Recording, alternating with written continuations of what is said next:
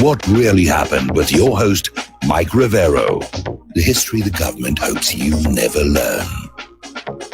Here is your host, Michael Rivero. And aloha, America. Welcome to our show today. It is Wednesday, February 13th, 2019, middle of the weekday, hump day, starting that long, slow glide down to Powwow on a Friday.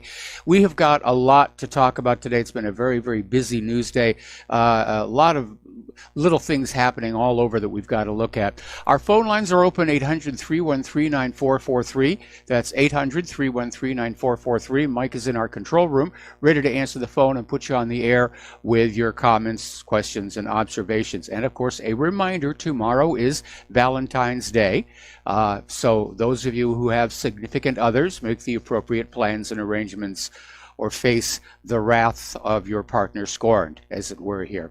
All right, well, the news today, of course, is still thrashing around this compromise border deal the Democrats have come up with, which is basically Trump has already tweeted out he's not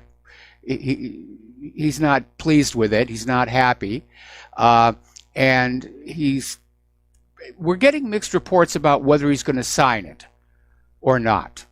And it's going back and forth a couple of different ways. CNN is saying he's going to sign it. The White House is saying they're not sure.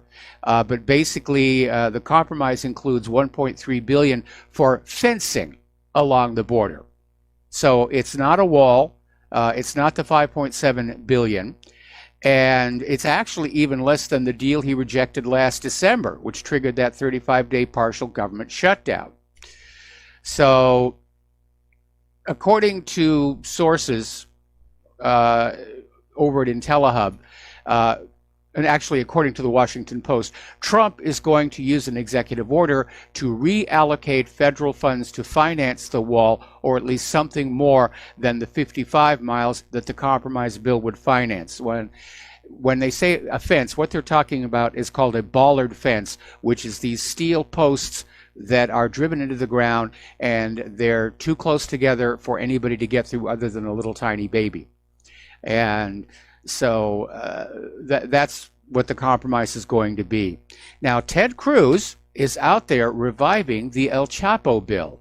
This was something that he introduced back in 2017, and he brought it back because of the conviction of El Chapo on all 10 counts. And prosecutors are seeking the seizure of $14 billion in drug profits and other assets from the drug lord. And Cruz is saying we can use that money to build the border wall. And I think it's an excellent idea. Ted scored on this one. Now, when Trump was down there in El Paso for his rally, and it was a huge rally, and there was a huge crowd outside who was not able to get on in, he made this statement that the wall is currently being built, and a lot of people were saying, well, that's just rhetoric. But it turned out over at the Rio Grande Valley border sector, there was, in fact, construction on a new border wall. And it was started last year. The project funds 6 miles worth of concrete and steel barrier, and it is immensely successful in deterring illegal border crossings. The problem is when they talk about 6 miles here and 55 miles here, that's really, it's nothing. The human traffickers are simply going to drive further down until they can go around the border. It has to be a single contiguous solid fence all the way from San Diego to the Rio Grande, and then toss some crocodiles in the Rio Grande for good measure. Because Trump is right, and he was on TV just a little while ago. This open border is a major problem for our country, and it is time to just deal with it. In other news, it looks like, for all intents and purposes, that Russiagate is over and done with. And we've had to listen to this for more than 2 years as Democrat politicians, the corporate media, and some bloggers, some in the independent media, kept claiming that Russia had somehow colluded with the Trump campaign to get him elected. Now, they had this obviously fake dirty dossier about Trump, which was paid for by the Clinton campaign and involved Russian collusion on their side, was presented as evidence.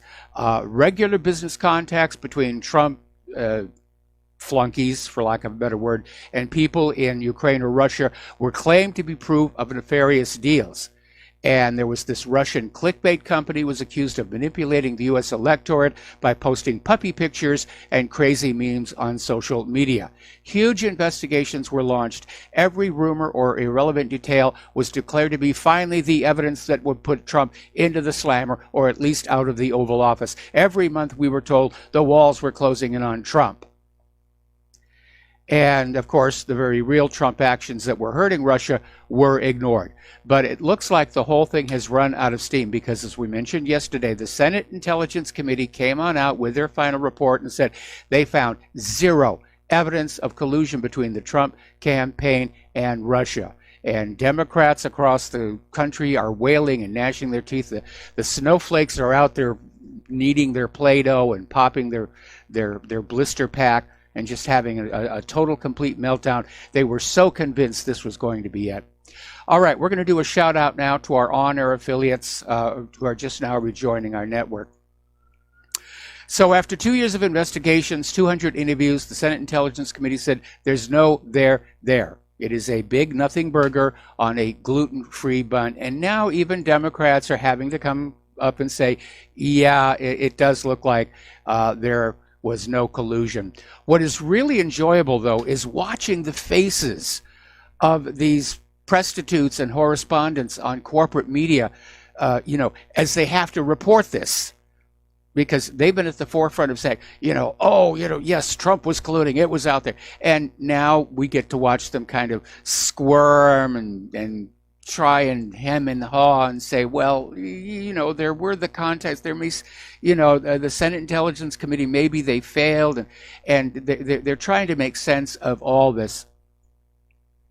Now, the latest word we're getting is that Robert Mueller's investigation into collusion is wrapping up, and that their final report may not even be made public, meaning they didn't find anything either.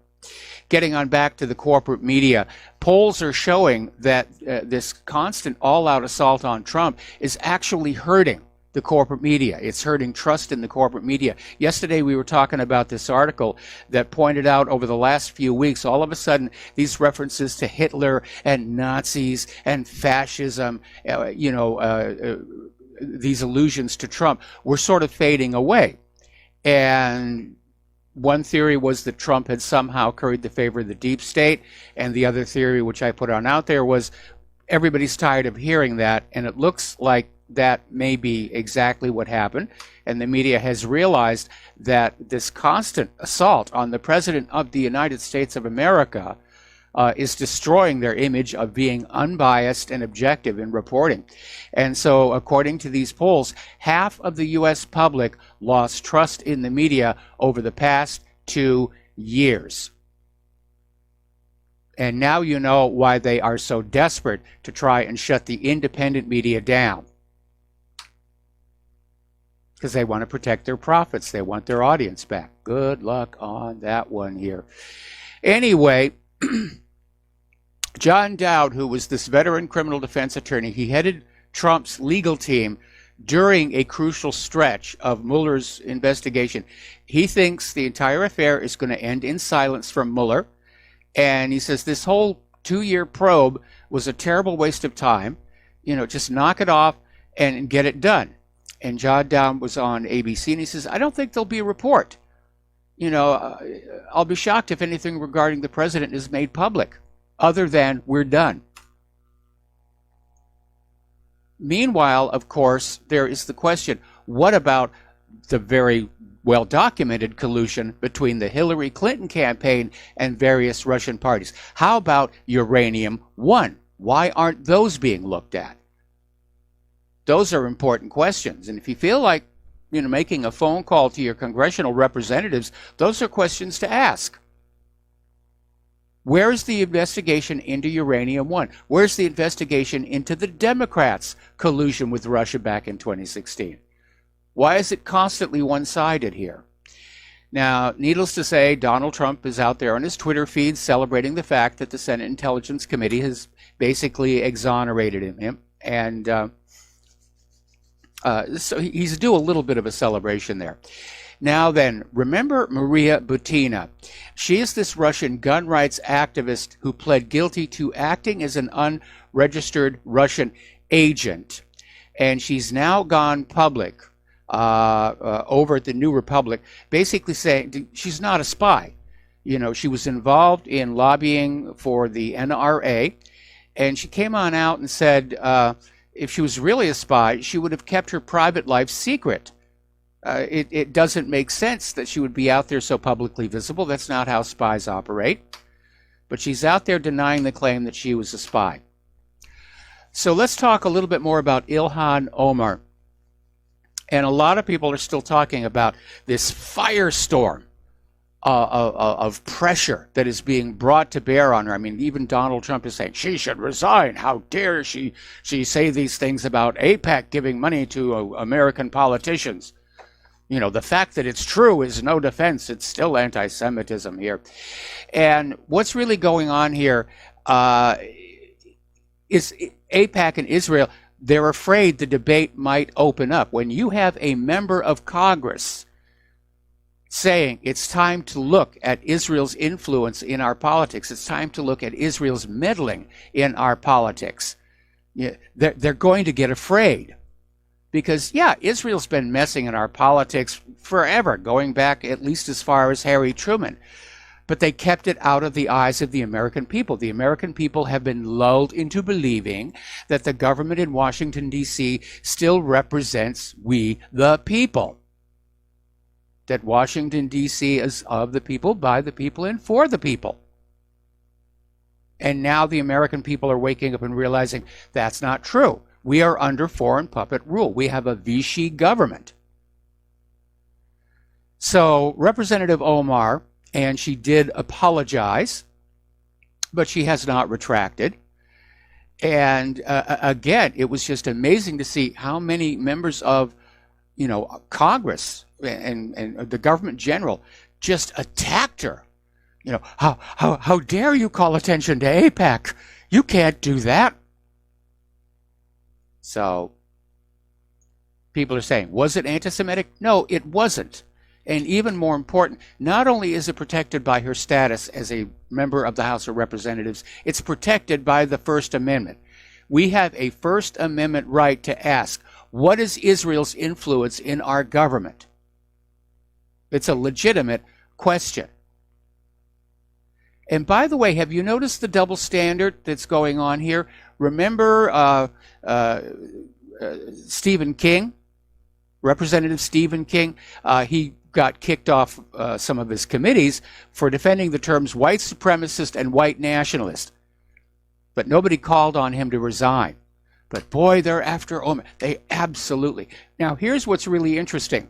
If you go back to that documentary that Al Jazeera did about the lobby, and it was never broadcast, but it has been released, and as a matter of fact, it's in 4 segments on the front of whatreallyhappened.com right now.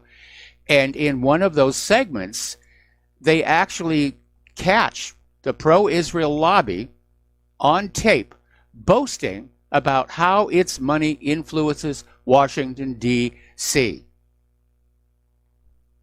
So it is all about the Benjamins. Everyone wants to know, how does Israel have so much power over the world? Because they've got the money. And politicians, as a general class, will sell their own mother for $1. So, another article, different observation. This is from wakethechurch.org, saying that the Israeli lobby is the deep state. That they're basically calling the shots on pretty much everything, and they're protecting their protectors. Now, I don't know about that, because obviously if Israel was the deep state, they wouldn't have been going after Donald Trump, because he's one of the most pro-Israel presidents we've ever had here. There's a new bit of spin, though, coming out in the corporate media. Okay, and it's coming out from, obviously, Israel supporters saying, well, yeah, we've got a lot of money, but we don't really have that much power. It's really the Christian evangelicals that are putting pressure on the U.S. government to do all these things for Israel. So you want to go talk to them and leave us alone. It's all their fault. Anyway. Okay, story out of Information Clearinghouse. It's reporting on a company, Psy Group, and it is a defunct private intelligence agency in Israel, and it was caught attempting to influence at least one local U.S. election and other domestic affairs. They even courted President Donald Trump's 2016 campaign, and they are now under investigation by Robert Mueller, according to The New Yorker. So apparently the company also tried to influence local elections in the U.S. in favor of private clients using smear campaigns and other methods, including fake websites and online avatars, to change the election outcome. Representative Omar hit it right on the head, and that's why everybody's freaking out. If she'd come on out and said, you know, there are space aliens building a base on the moon, everybody said, oh, okay, fine. You start telling the truth in Washington, D.C., you are a target here. Now, Tulsi Gabbard is basically out there, again, talking about how bad all these wars are. And, of course, the corporate media is trying to paint her as a Russian stooge for daring to oppose the endless series of regime changes. And again, Tulsi Gabbard, of all the Democrats running so far, she's the only one who actually served in combat. She's the only one who got to see her friends die in front of her. And she's out there talking about how she wants to stop these warmongers in their ivory towers. Okay, let's take a phone call. Mark in Georgia, aloha. Welcome to the show. What's on your mind? Well, you know, the Jim Trafficker said that Israel was our friend, even though AIPAC is talking candidly about how AIPAC, which is not Israel, which I concur with the A Jewish Voice for Peace has this little graphic where it shows some cute Jewish kids, and it said, we're Jewish, and the caption reads, we're Jewish, and AIPAC does not speak for us.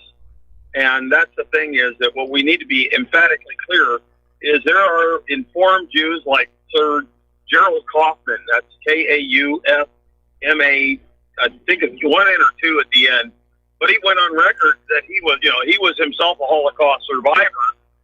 So when he says that in his countless times that he's been to the Holy Land, the Israelis treat the Palestinians the way the Nazis treated the Jews. Yes, so I he's remember a guy that. who knows what he's talking about. So the thing we need to be clear is we are in agreement with Jews of good conscience. The issue is not that we're against Jews, who most modern Jews are as Yephitic as I am. And you're Semitic, and you generally don't make an issue of it because it's like, what difference does that make? And I'm like, exactly. But I think it was like 1880, it was in the late 19th century that the term anti-Semitic was first used, and it wouldn't surprise me if it came from somebody like Theodor Herzl, who himself said that anti-Semitism would be their friend, and they would actually create anti-Semitism to make an appeal to pity. Yes. And I'm like, yes, there is such a thing, but it's largely manufactured. It's not organic. It's not that Muslims hate Jews. A lot of the hostility is because there are certain criminal elements, and that's where, when I say switch, take the word Jew, spell it backwards, and by that I mean people who, although they call themselves Jews, behave more like Satan's chosen people than God's chosen people. And as long as Jews behave like God's chosen people, as long as they behave like they're going to stand accountable before God, hey, my concern is soteriological. It's like your soul, you're responsible for your soul just like I'm responsible for mine. Okay, well, Mark... But I guess as an atheist, you're not going into that too much, right? Well, no, but Mark, we're almost at a commercial break here, but I want to keep this discussion in the political realm and not the religious realm, Right. because that's when we talk about AIPAC, Right. we're talking politics. We're not talking Jewish people. We're not talking religion.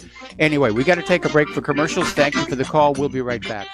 Aloha, America. Welcome back to the show here, and I'm watching this clash going on. It's on Fox News right now. I don't know if it's on the other media, but this has to do with the House Foreign Affairs hearing, looking into what's going on in Venezuela, and Representative Omar is there, And she is very tough. She went right after Elliot Abrams, asking him, to detail his role in the Iran-Contra scandal. And he's squirming. Boy, she's tough. She is very tough. Okay, getting on back to the news here.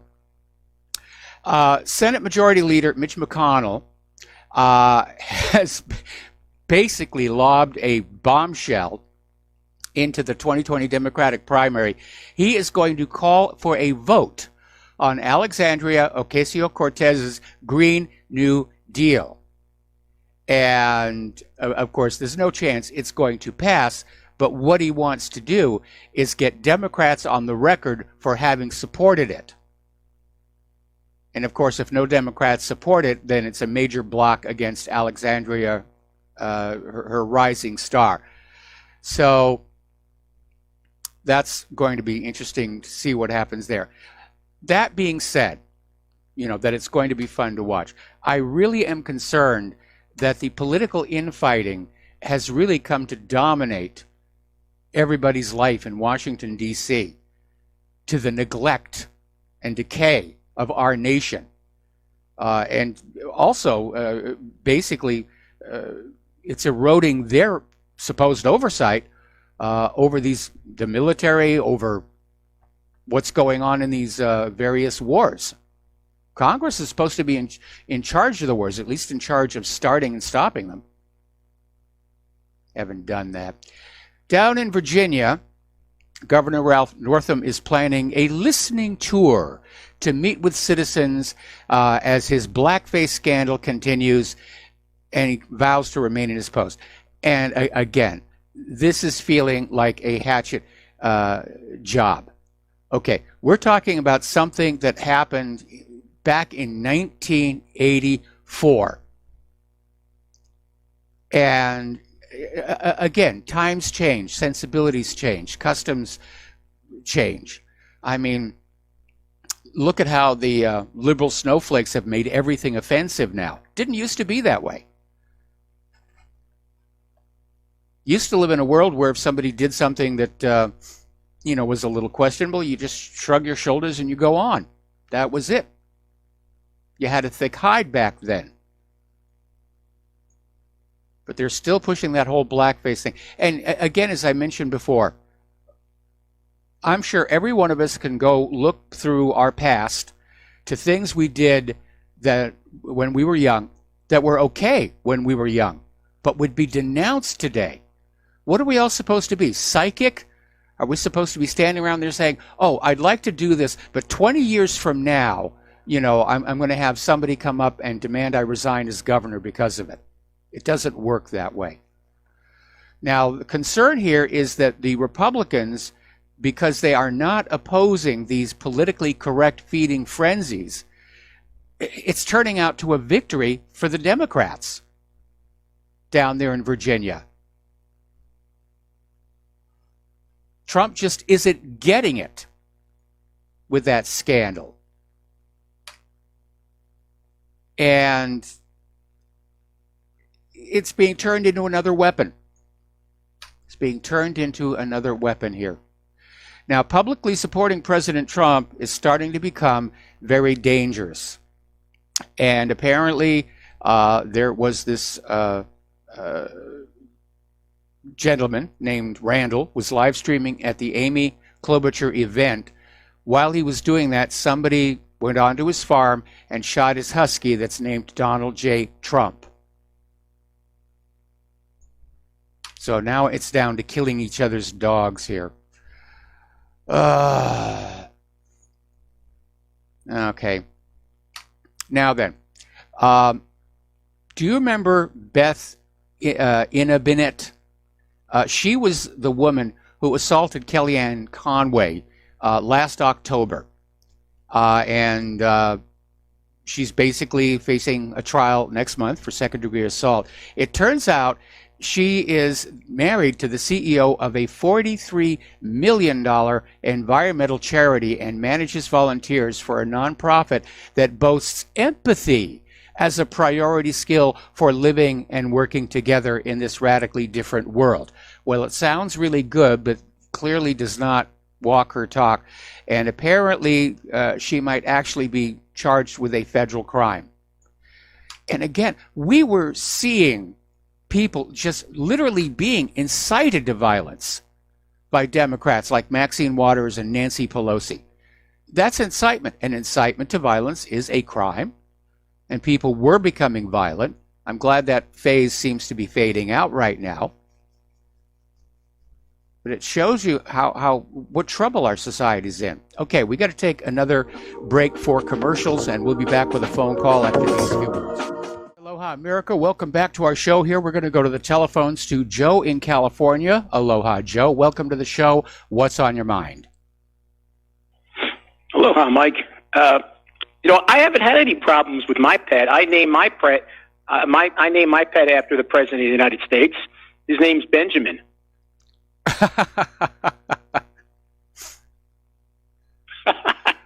Mike, quickly, that song about steel, was that written by Claire?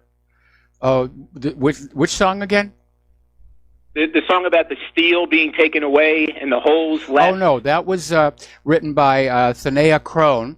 It's from her album Kaleidoscope, and she did. It was inspired by my website. It's a beautiful song.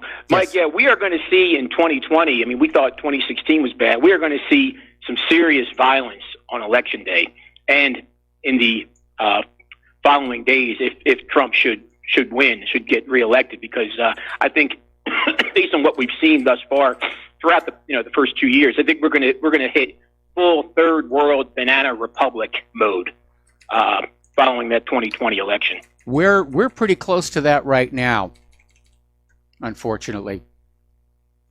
And Mike, last question. First, the woman that Omar in Congress, I like her for what she's saying about AIPAC, but on the problem is with people like her and her ilk on all the other issues, she's insane. She's completely for open borders. She's a gun grabber. It just seems like the people who say the right things about Israel and the power, the influence that they have in this country, they're completely, insane when it comes to every other issue. Well, I have to confess that I'm not familiar with Omar's positions on those various issues. I'm going to have to go take a look and see what it is she's actually saying. But again, anybody who talks about Israel's influence over our government, they're smeared, they're denounced. It's just full on, full court press to destroy them. Anyway, Joe, thanks enough. Mike, last question. Okay. Last question. I wanted to ask you about, if you can get into this later or this week, I always hear about fascism and Hitler's Germany, but yet it seemed like wealth was very evenly distributed in Hitler's Germany. The workers were compensated well. They were given state-paid vacations. How does that differ? I mean, is it wrong to say that the system in Germany was fascist? Oh, it absolutely. Seems like the workers were... Absolutely. Yeah. I mean, after all, it was the National Socialist Party. The fascists were down in Italy. And the difference between socialism and fascism is really very simple. If you make money under socialism, it's taxed away to benefit the general society. If you lose money under socialism, society is taxed to cover the losses so you can pick up and start again. Okay? Right, Under right. fascism, if you make money, you get to keep it. And if you lose money, the society is taxed to cover the losses, which is what we have here with TARP and all the rest of these other things following the 2008 meltdown. No, it's incorrect to say that Nazi Germany was a fascist regime. They were socialist. Okay. Thank you, Mike. All right, thanks an awful lot. We're going to let you go. Get on back here to the news. Okay, now getting on back to politics and corruption. There's this group called the Committee to Defend the President, and yesterday they filed a motion in a D.C. federal court to supplement the complaint it filed against the Federal Election Committee. I'm sorry, I think that's the Federal Election Commission in April of 2018. And in its original complaint, they alleged that the agency responsible for enforcing campaign finance law failed to act on an administrative complaint that had been filed with the FEC. That complaint charged that during the 2016 presidential elections, Democrats illegally funneled approximately $84 million through the Hillary Victory Fund to the Democratic National Committee, which then illegally coordinated with the Hillary Clinton campaign. And to this date, the FEC is still refusing to investigate. And I remember back then when that all came on out. I mean, all kinds of violations of election law. So, is warning him against meddling in Venezuela's internal affairs. And Lavrov said basically when discussing urgent foreign policy issues, I'm sorry, this is badly written, bad grammar. Basically what he's out there is saying that Russia is opposed to any interference in Venezuela's home affairs. So is China. A few other countries have come on out. And here's where it gets really bizarre out there because Senate Armed Services Committee Chair Jim Inhofe basically stated, hands off our hemisphere. This is his warning to Russia. Hands off our hemisphere or Venezuela pays the price. Now, you want to talk about an absurd statement when you realize that the United States military is all over the globe, including in other people's hemispheres. But that's what he's saying. And basically his point of issue is he's concerned that Russia might set up a military base in Venezuela, which they had been talking about doing before this whole Guido thing came on up. So apparently Venezuelan opposition is saying they've received their first blocked aid shipments in defiance of Maduro. They're not saying how it received, where it came from, or what was in it, but they're saying that yes, they're getting the supplies in. Whether or not that's going to get to the Venezuelan people, I don't know. I was sort of peeking at Venezuela through Google Earth, and there's a lot of people there. Anyway, latest poll from Venezuela, 57% of the respondents say Nicolas Maduro is the legitimate president. 32% said it's Juan Guaido. 11% did not know or did not respond. So basically, Maduro has a 2-to-1 edge in the polls right now. I'm surprised Guaido got that much, and I'm wondering if the poll was being intentionally skewed to try and generate better numbers for Guaido. But they didn't get him here. Meanwhile, of course, Mike Pompeo was still out there trying to basically build a case for going into Venezuela by saying, well, you know, the Iranians are in there, and Hezbollah has cells in there, and Maduro has a Death Star, and, you know, basically just trying to find something that's going to get some traction for the American people. And I think the fact that he's getting this desperate tells us there is no traction. The American people do not support yet another war in another country that has not done anything to us. But the propaganda is starting to get to hysteric levels, actually. Now, the other day, there was a report that came on out in the U.S. media, in fact, the Wall Street Journal, saying that China was already in talks with Guaido about continuing trade and making sure that China's loans got paid off. China felt compelled to issue a statement saying, no, that's absolutely false. They are doing business with Maduro, and they are not talking with the opposition. And then the Wall Street Journal wonders why Americans are losing trust in the media. Okay, yesterday I made the observation that it may be that Donald Trump was just going along with the flow regarding Venezuela. But as it turns out, an alert listener corrected me on this and found this story in The Guardian from last year, where Trump was apparently talking about invading Venezuela in talks with his top aides. And apparently he was rather persistent about it, and it actually shocked a lot of his staffers that he wanted to do that. So I guess it was his idea after all. And Trump, for all of his talk about getting out of foreign entanglements, during his campaign. He wants to be a war president. We're going to have more wars. We're going to have another war over here. Over in Syria, Russia is now demanding that the United States pull their troops out of Syria. They're saying, fulfill your pledge. And tensions continue to rise in the area. Russia's Deputy Foreign Minister Sergei Ryabkov said, we insist the United States should fulfill its pledge and fully withdraw from Syria. And this comes a day after Iran threatened to start hitting U.S. bases if Washington fails to withdraw from Damascus. Well, you know, Washington did promise, when ISIS and Al-Qaeda are gone, we will leave. And ISIS and Al-Qaeda are pretty much gone. But then, you know, Washington has never been very good about keeping their promises.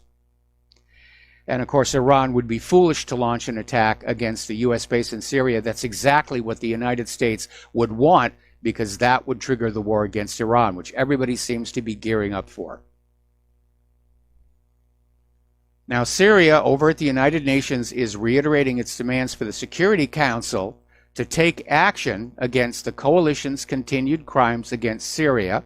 And they're going through the motions, but we all know that the U.S. will veto anything the Security Council tries to do. I think they need to change the rules of how that Security Council operates here. Apparently, there's been another massacre of civilians over in Deir ez-Zor. 70 civilians have been killed or injured by an airstrike, and apparently mostly women and children. And apparently the coalition's airstrikes targeted a camp that embraces hundreds of civilians who fled the shelling by the coalition and the terrorism of ISIS. So that, I think, would count as a war crime. And apparently, the jihadist rebels are starting to use chemical weapons against the Syrian army in southeast Idlib, and apparently a number of soldiers have been hospitalized after jihadist rebels of Hayat Tahrir al-Sham fired chemical substances toward their garrison in southeast Idlib. Okay. Now, apparently, well, as you know, over in Congress, there is a bill that is garnering a lot of support. It was working as a proxy, but this war has just gone very bad. The optics are really bad. Everybody's saying it's time for it to stop. And so Congress wants to pass a bill to cut off all funding or all military aid for Saudi Arabia. Trump is basically saying he's probably going to veto this bill.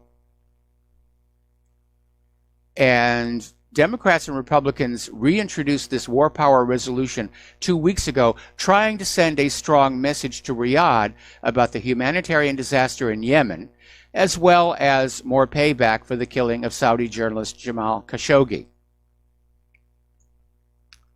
So it's getting tense over there. But see, from the point of view of Saudi Arabia, the humanitarian disaster is part of the war plan. And we're seeing the same thing being planned for Venezuela, to starve them into changing their government. That's exactly, and that will lead to a humanitarian disaster. Now, a story has come on out from the Telegraph how apparently hundreds of Saudi police officers were trained in Britain last year, despite claims that the skills they'd acquire could help the regime commit torture. So this apparently all took place at the College of Policing, which is supposed to set the standards for UK police forces, and it's increasing its work with Saudi Arabia.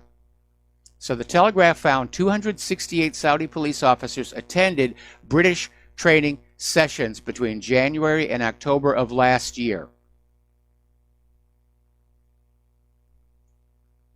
So now the British are out there teaching the Saudis how to commit torture. There's another resolution in Congress regarding Saudi Arabia. This one is aiming to stop Saudi Arabia from acquiring nuclear weapons. As you know, Saudi Arabia started talking nuclear weapons when Trump pulled out of the P5+1 deal. But now there's this new bipartisan resolution that is aimed at blocking Saudi Arabia by placing severe restrictions on Saudi activities if they accept a U.S. civilian nuclear cooperation deal, which sounds an awful lot to me like the Nuclear Non-Proliferation Treaty reborn. So apparently this cooperation deal has been in progress for a while, and Congress wants to add these restrictions to it so that Saudis do not get the bomb, because only Israel is allowed to have the bomb in the Middle East. All right, we're going to grab a phone call. Dustin in New Jersey. And Dustin, I'm probably going to have to take you through the commercial break. What's on your mind? You know, Mike, you look at what's gone on in the Middle East. Like, you know, just from the drone footage of Syria. Oh, yeah. Iraq. They've Libya, just wrecked the place. Yeah, Yemen, Europe with Ukraine. But you just look, the British, the United States, the French. It's just a wrecking ball of death. I mean, what's been accomplished? You know what I mean? Like, it's just. I think, Mike. You know, we keep saying, oh, there's all these. You know, oh, they misjudge. I don't agree with that anymore. I think it's just all intentional. I think it's just all to wreck these places. That's what I think. There's no way you can make this many misjudgments over and over and over. You know what I mean? Like in Ukraine, I know what you mean, but again, part of the way the war profiteers profit from war is not just selling the weapons that blow up the other country, but then going on in, loaning them money, and then getting that money back to rebuild their country. That's always part of that whole process. And so, yeah, wrecking the other country is definitely part of the overall plan. Anyway, listen, Dustin, stay on the line. We got to take a break for commercials, and we'll be right back. And aloha, America. Welcome back to our show here. We're talking with Dustin in New Jersey. And let's wait for the music to tail on out there. There we are. So, Dustin, can you just sort of pick up where you left off? Well, I wanted to switch to Trump with Saudi Arabia. Mike, I was home the day of 9/11. I watched people falling out of the buildings. My friend was in New York, and you look with the Israelis involved with the cross from the Hudson, with the FBI raid on that front rug company. Remember? I saw the white van pulled over on George Washington Parkway. Yeah, it was a moving and storage company here, but here's something to keep in mind. Remember the story that we did just the other day, where this former it was either a diplomat or intelligence official came on out and said that Saudi Arabia and Israel have actually had secret relations going back 25 years. In fact, Israel's got secret relations with a lot of these countries, which are probably going to come to the fore with this Warsaw Mideast summit. And I pointed out at the time, I mean, Israel's always screaming, you know, we're being threatened by our neighboring nations. Give us more military equipment, give us more money. And it was a joke all the time because they were all in cahoots together. Along with Britain and France, because remember, Mike, all those fighters are allowed to leave Britain and France and go back along with the white helmets, right, to Canada, to them, to go back to living normal lives after they kill people in Syria. Yeah. It just tells you what's going on. But, I mean, Mike, with Saudi Arabia, I mean, my God, I mean, you would think Trump would say, you know what, like, you know, hey, man, we're selling them lots, you know, they're buying some of our weapons and stuff, you know, hey, it's business. I mean, this is the mentality, not just Trump, but the whole system thinks. Britain and France, they sell weapons to Saudi Arabia. The Wahhabists. I'm not blaming the people of Saudi Arabia because not everybody's a Wahhabist, but we all know like who the players are, and it's Israel, Saudi Arabia, Britain, France, and the United States. That's the bulk of it, right? Yeah. Pretty much. I mean, nothing's done. Nothing's like to stop. Remember during the Boston bombing with the Sarnaw brother? He went to Dagestan like a dozen times, right? Yeah. Come back. The Russians warned us. The FBI and the CIA, they did what? Nothing. Because he was an asset. He was an asset. Yes. I mean, that's very obvious Yep. that he was a U.S. asset, and then they set him up and used him as a patsy. But his uncle was a weapons smuggler for the CIA, I think, also. Yeah. So his family was involved in. But I'm saying, like, what's changed? Like, I know there's some people calling in who still support Trump. What's changed? Like, I would have cut them off a long time ago. You know, but nobody is. You know, like, Well, I mean, why would it's you arm unfortunately, people? it's all about, as Omar says, it's all about the Benjamins. And unfortunately, we live in a world where the money power has come to rule. And it's overriding civil government, it's overriding democracies, and it's weapons money, it's oil money, it's pipeline right-of-way money. Anyway, Dustin, got to let you go. Got to do a station identification break. Got another caller waiting on the line. We will be right back. And aloha, America. Welcome back to our show. Hour number 2. The phone lines are open, 800-313-9443. And we're going to take a phone call from Dan in Washington State. Aloha, Dan. Welcome to the show. What's on your mind? Hey, thanks for taking the call, Mike. I just called about the Monroe Doctrine. I heard a lot of people kind of using that to justify interference in Venezuela, and in the media and stuff. And then I looked into it though, and basically it says the doctrine was we would have the right to keep any European power from going into South America, but Yes. on condition that. But the other side was that we wouldn't interfere in Europe's affairs. So to me, that whole doctrine was null and void, like in World War I. Oh, absolutely. So, probably the even whole- before that. Yeah, so it's just, I don't know, that whole, it's just a stupid argument. That was a long time ago when Monroe lived, you know? Yes. So I don't know. But so am I correct there? I mean, that's what it's saying, right? I mean, are people actually using that? They say it like that's our policy or something, but they don't look at the other side. No, as they far don't as know what's authority. actually in it. I mean, somebody just says Monroe Doctrine says we can do this, and everyone says, okay, the Monroe Doctrine says we can do this, and they don't actually look at it. And you're absolutely right. The Monroe Doctrine was rendered null and void by U.S. interference in Europe, at least starting with World War I. Mm-hmm. All right. Well, thanks. That was my main point on that thing. So it's just interesting they keep bringing that up. You know, they just, like you said, they just keep repeating it and repeating it. Yep. All right. Thanks for taking the call. All right, you got it. Thanks an awful lot for the phone call. We're going to let you go and go to Rick in Arizona. Aloha, Rick. Welcome to the show. What's on your mind? Hey, Mike. A couple of things on my mind. It wasn't too long ago that Trump was at 38%. And all of a sudden, Democrats really backed up the truck and really really dumped a lot of communism on the country. Then New Yorkers started cheering, having abortions outside the womb. I mean, I don't know here about this, but, something, I smell a rat. I've always said that, it's a two-party system. I've always said that don't believe anything you see on TV. And I think this is all about keeping Trump in office. He went, how could you not want to, all of a sudden Trump shows up on his white horse. He's going to save babies. And he's going to stop socialism. Well, hell, he signed off on $500 million for Planned Parenthood. I mean, I found it kind of coincidental that all of a sudden, all this nonsense came out of the Democrat Party, and then they all started cheering, killing babies. And then Trump, all of a sudden he's up to 52%, and his wall's only 55 miles long.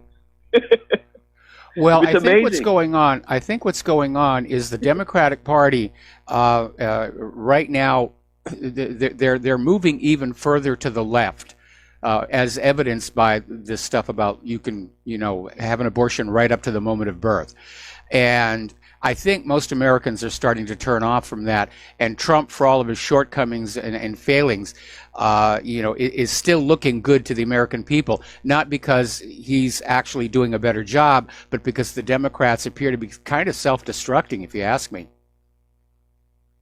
Yeah. Well, as far as the wall goes now, all parties concerned in this wall, always been, they've been planning on building a wall in the Rio Grande Valley down there for a long time because the abortion industry has basically been run out of the valley by the Mexicans. They've been torching the abortion clinics, threatening the doctors, and then they skip across the river. And this has been planned for a long time. And it's amazing how the wall has all came down to just that 55-mile stretch in the Rio Grande Valley. This has been planned a long time ago. If you think what's the new slogan? Finish that wall. Yes. Finish that wall. American people are really as unsophisticated as you possibly can get. Thanks for taking my call. All right, you're welcome. Thank you very much. And we're going to switch over to Mark in North Carolina. Aloha. Welcome to the show. What's on your mind? Hey, Mike. How you doing? You were just talking about connections possibly between Israel and Saudi Arabia. Yes. I'm trying to find out much information that I can right now on the Talmud. I go to different websites and stuff, and basically in YouTube, and there's Israeli News Live, where this a guy who's a what do you call it again? A Masonic Jew. In other words, he believes in Jesus Christ. Okay. He doesn't, A Christian Zionist. And I guess you could. Well, no, he's not really a Christian Zionist either. No, he's against a lot of these wars. He talks against the New World Order. I mean, he's a good guy. I mean, it's a guy, Stephen Danoon is his name. But his wife gave a speech about the Talmud, and there's things about that Talmud. Evidently, there's two kinds of Talmud. There's one a Babylonian Talmud, and another they say is connected to the Torah, which is really the Old Testament. Yes. But this Talmud that seems to be followed in Israel, very similar to certain parts of the Quran. Like it's okay to lie to a non-Jew. It's they really curse out Jesus Christ. But I got exposed to that kind of stuff during my first marriage, and some of it's pretty nasty. But it's my opinion. I'm starting to think that there might be a connection through that Talmud and through the Wahhabi part of the Islamic religion with the Saudis.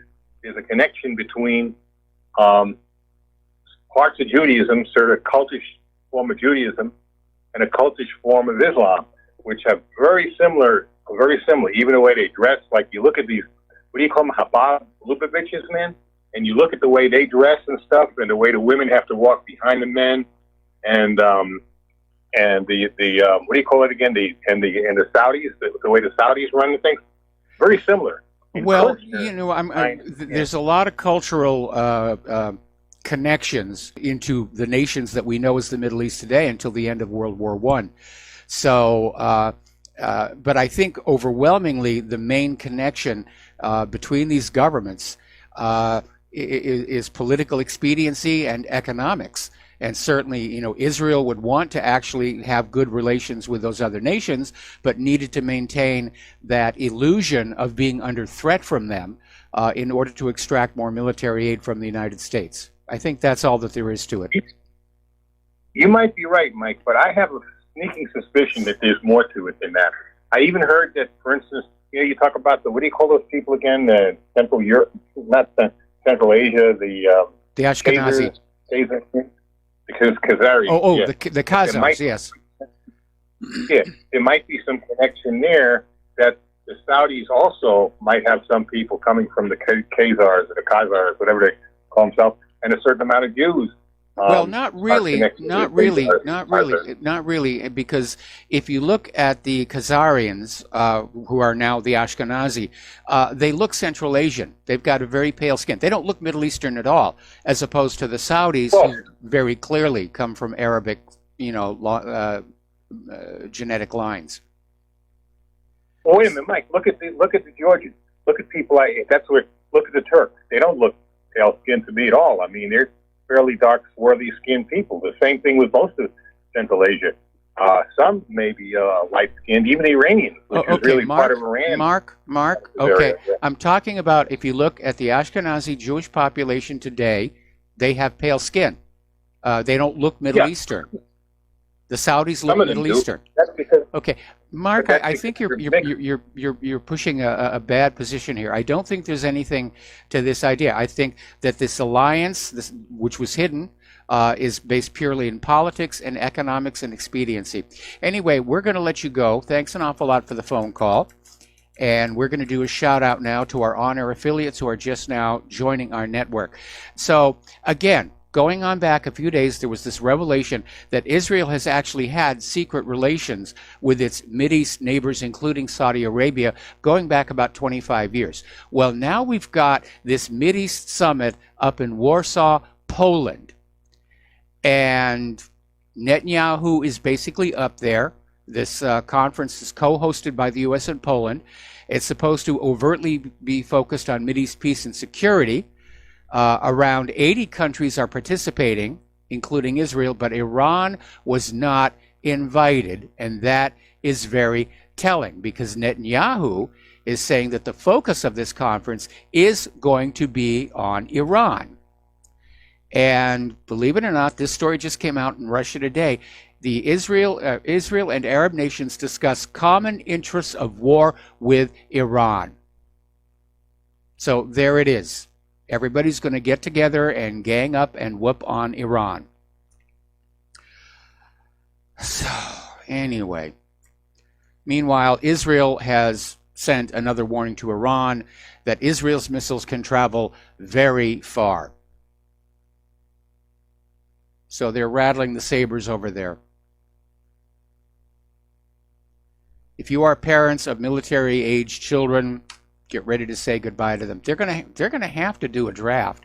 If they're going into Venezuela, which is some heavy bush, and they're getting ready to go into Iran, there's going to have to be a draft. The United States is simply spread too thin all over the world.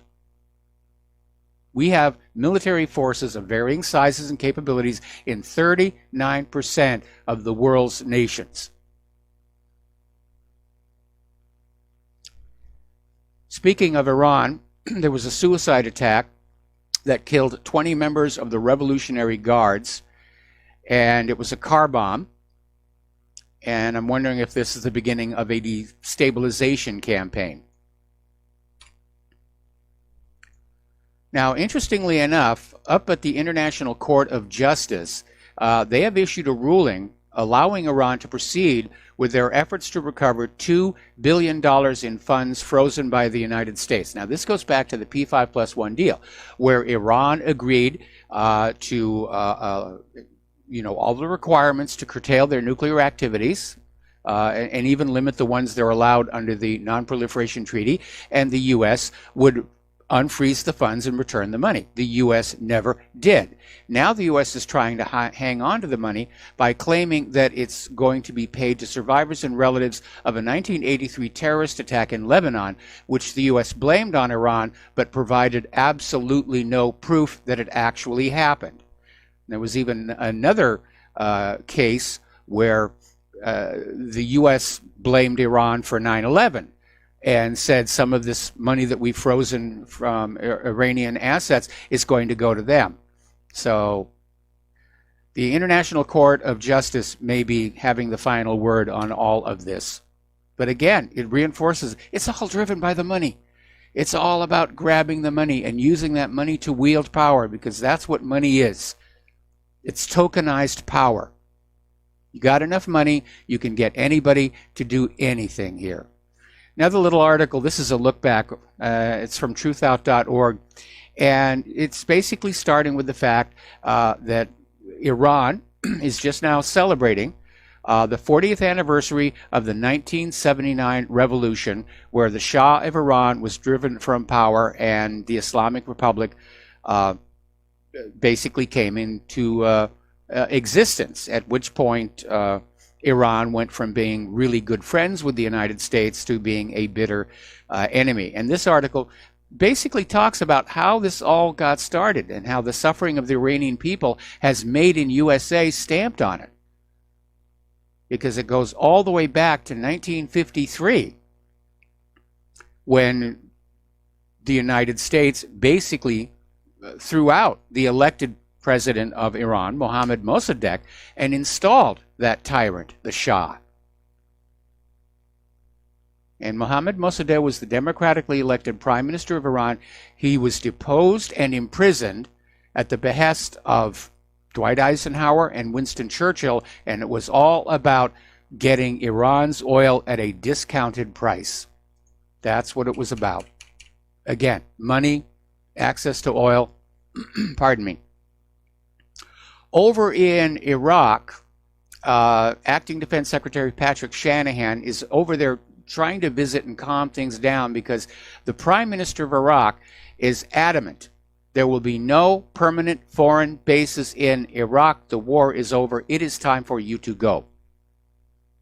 Now, the United States obviously wants to stay in Iraq, at least in Baghdad. They built that huge embassy, which appears more to be a regional military control center. And Iraq wants them gone. Iraq members of parliament see little reason for a large U.S. military presence to remain, and they're absolutely true. Will the U.S. leave? Of course not. They're garrisoning the world the way ancient Rome did. Meanwhile, even though the Taliban and Afghan officials are trying to talk peace and end the war, U.S. airstrikes are the highest in a decade. Last year, the U.S. dropped 7,362 weapons on Afghanistan in various air campaigns. That's the highest number of strikes since the Pentagon started releasing figures. But the fact of the matter is the airstrikes have done little to help matters on the ground. So, anyway, we'll see what happens there. I mean, that's kind of, to me, a dumb thing to do. When you're trying to talk peace and end a war, you send in more bombers.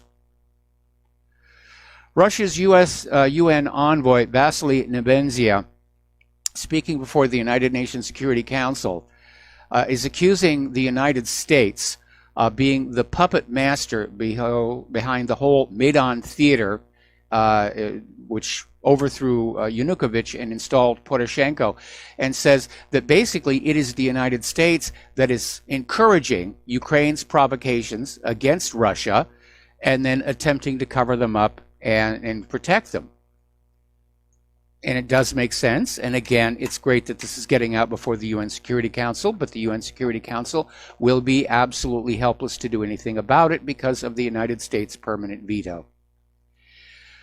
Sergei Lavrov is out there saying that the EU basically knuckled under to the United States on these new sanctions on Russia, and basically says it proves that the member states of the EU itself, really cannot make choices for themselves, that they are under the control of the United States.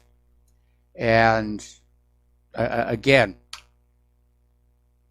we're heading in such a dangerous direction. You know, there are some days this show gets really, really hard to do when I'm looking at all this stuff and thinking about it here.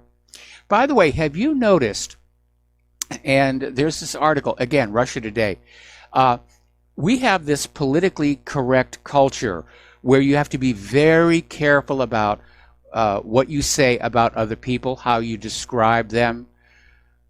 But this article points out it doesn't apply to Russians. You can say anything bad about Russians that you want. It's perfectly acceptable in our politically correct culture, along apparently these days with white people. Now, interestingly enough, even though the United States has pulled out of the Intermediate Range Nuclear Forces Treaty, and Moscow is saying they will not deploy weapons, and now NATO is saying, well, we're not going to deploy any weapons either, at least for the moment. It's a push. I think maybe the NATO nations and Russia just don't want to go back to that very expensive and very dangerous practice of aiming missiles at each other all across Europe. And I'm sure the Europeans are going to breathe a sigh of relief at that news. I just hope that that's going to hold. Maybe NATO and Russia ought to negotiate their own Intermediate Range Nuclear Forces Treaty. Unfortunately, the United States is a member of NATO, and they're going to block it. But if NATO doesn't want to put the missiles in there and Russia doesn't want to put missiles in there, what's the United States plan? All right, we're going to take another break for commercials, and we'll be right back. And aloha, America. Welcome back to our show here. And the postal address, if you would like to support Republic Broadcasting, and we do need your help. There's no other way to say it. We need your help to stay on the air, to stay broadcasting. Pardon me. The postal address where you can send a check, money order, or if you prefer anonymity cash, is Republic Broadcasting Network, 2251 Double Creek Drive, number 302, Round Rock, Texas, 78664. The phone number where you can make a credit card or debit card donation or pledge to be a recurring subscriber is 800-724-2719, extension 1 during business hours, extension 3 at all other times. Okay, so Pompeo is still traveling all over Europe and, spreading U.S. militarism here. And he's out there making a statement saying that he's ready to help Europe reduce the risk of Russia's meddling in elections. This coming hard on the heels of that Senate intelligence report that said there was no collusion. Russia wasn't meddling at all. And I guess the message is, if anybody's going to meddle in the European elections, it will be the United States of America. But it's just, it's more propaganda. Ooh, Russia's bad. Russia's bad. Russia's doing all these horrible things. Now, the United States wants Poland to loosen their ties with China and Iran in exchange for military bases. In other words, Washington wants an increased U.S. military presence in Poland, which will bring money into Poland, and in exchange, Poland will refuse to engage in closer cooperation with China and Iran. So that's the deal. Be interesting to see what Poland decides they want to do, if they even want U.S. military bases. Ultimately, it's going to come down to a spreadsheet somewhere. How much are we getting from the U.S. military bases? And we're required to do more business with the United States, versus how much better off are we doing business with Iran and China, especially with that one road, one belt project coming along rapidly. Business with China is going to be very good. So we'll see what happens with that. Now, Netanyahu is confirming that Israel shelled the Syrian province. He says it's to prevent Iran entrenchment. The other day he said it was to target Hezbollah. And this put Netanyahu at odds with his own military commanders, who generally don't like to talk about these things. But apparently 8 buildings were damaged, including a hospital which was already vacated from previous strike, and an observation post. But no matter the excuse, Hezbollah or Iran, Israel is bombing somebody else's country, and that is an act of war. And I admire President Abbas' restraint. He has to know that if he tries to fight back, that's Israel's excuse to just come on in and go full bore. Actually, it will be America. It will be the United States coming back on in. Okay. So apparently there are accusations that the Lebanese movement, Hezbollah rather, is buying U.S. and British weapons and equipment from former members of the Free Syrian Army. This is one of the U.S.-backed splinter groups. And that's always a problem. When you go on in and you put these weapons into these areas, they start to spread on out and they get into the hands of people who may not like this country. So, okay. Interestingly enough, as you know, there have been these protests, the Great March of Return along the Gaza border. Israel has been shooting a lot of people, killing a lot of people, injuring a lot of people. And some of the wounded have been suing for damages. And apparently the Israeli Supreme Court is saying that Israel is immune from all damages because these protesters were operating in an area defined by Israeli law as an enemy territory. So basically that's it. Palestinians in Gaza are not entitled to seek compensation from Israel because they live in an enemy entity. Just gets worse and worse for those Palestinian people here. And of course, if you look back at what's going on in Hebron, where Israel basically kicked out this multinational observer force, and the speculation now is that Israel now wants to basically move on Hebron itself. It's the largest Palestinian city in the West Bank, but Israel is already working to try and eject the Palestinians, and it looks like they just want to take it on over, and that's the reason they wanted the observers out. And there's another story that came on out from Middle East Monitor where Israel is preventing Palestinians from trying to document the Hebron settler crimes. Okay, we got to take another break for commercials, and we will be right back. And aloha, America. Welcome back to our show here. We're talking about events going on down in Israel, and as you know, they're coming up on elections in April. Netanyahu's poll numbers are heading down, and his primary challenger, Benny Gantz, his numbers are going up. We're still waiting to hear if Israel's Attorney General is going to just come out with those indictments. Apparently, Netanyahu asked them to be held off until after the elections. The Attorney General indicated that was not possible, but the indictments still have not come on down. If anybody was hoping that Benny Gantz might be an improvement on Benjamin Netanyahu, you're in for a disappointment, because in his campaign speeches, he's out there talking about how Israeli settlements are of strategic security and spiritual value. And apparently is out there saying he wants to strengthen the settlement blocks in the occupied Golan Heights, from which we will never retreat.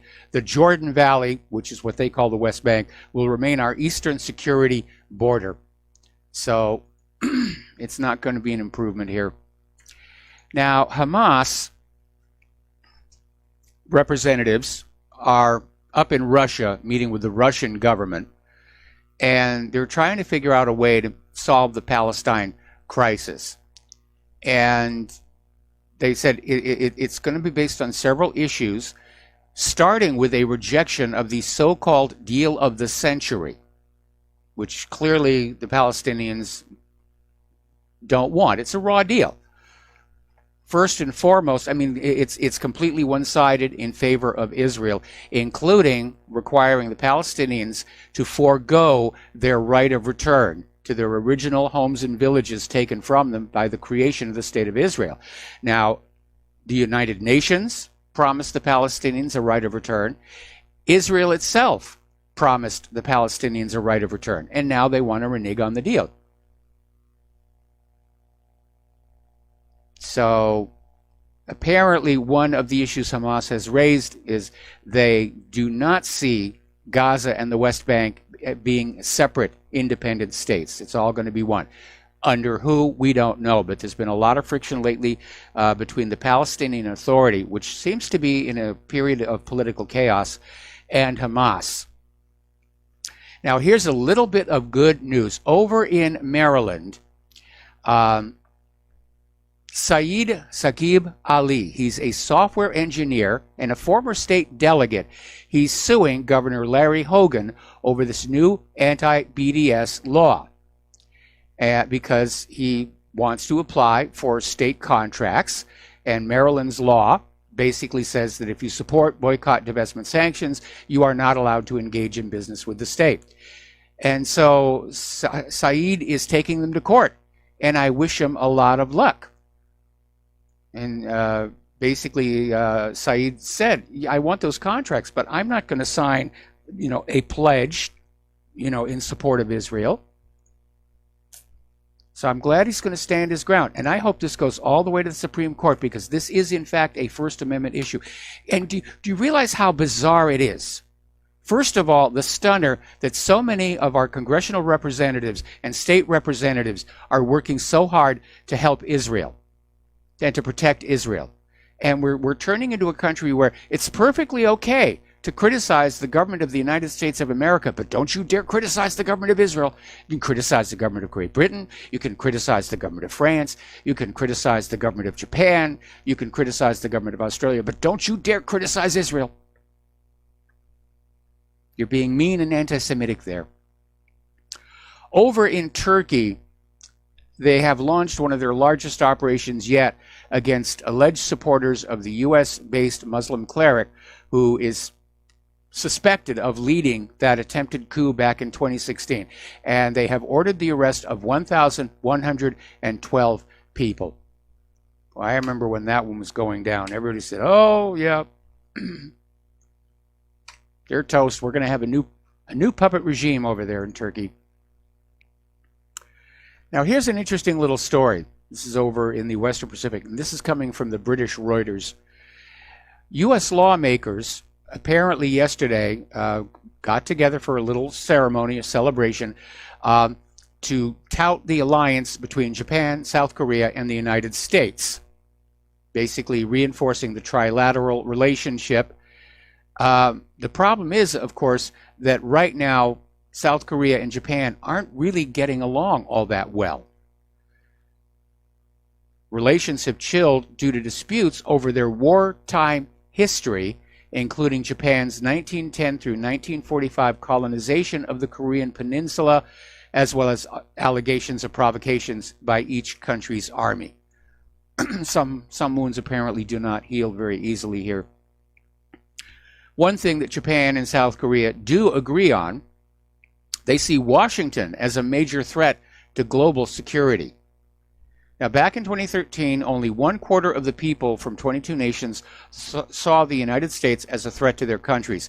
That figure jumped to 38% in 2017 and hit 45% last year.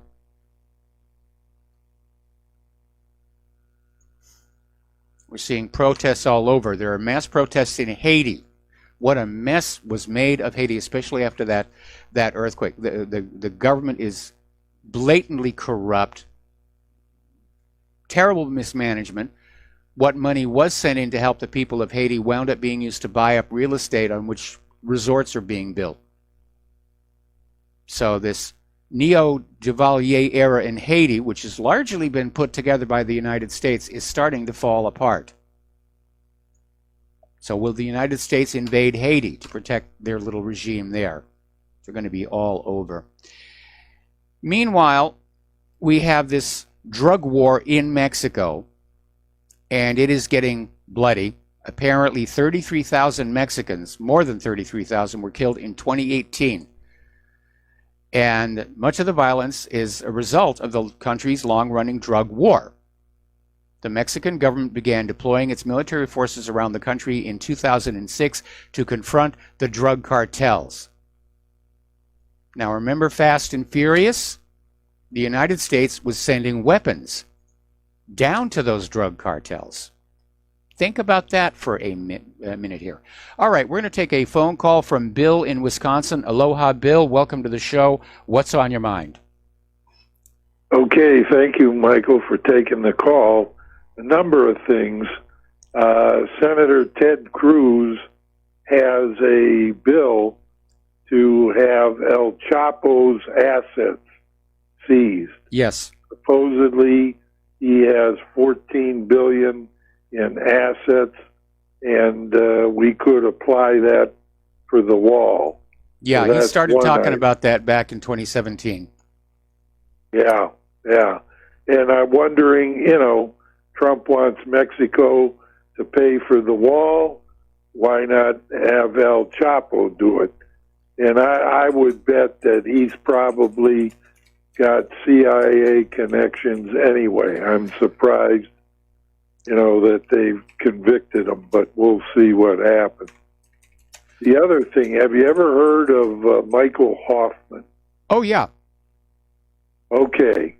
He's got a book out, Aiea, before a Jewish group attempting to try to reconcile America's laws to the Talmud.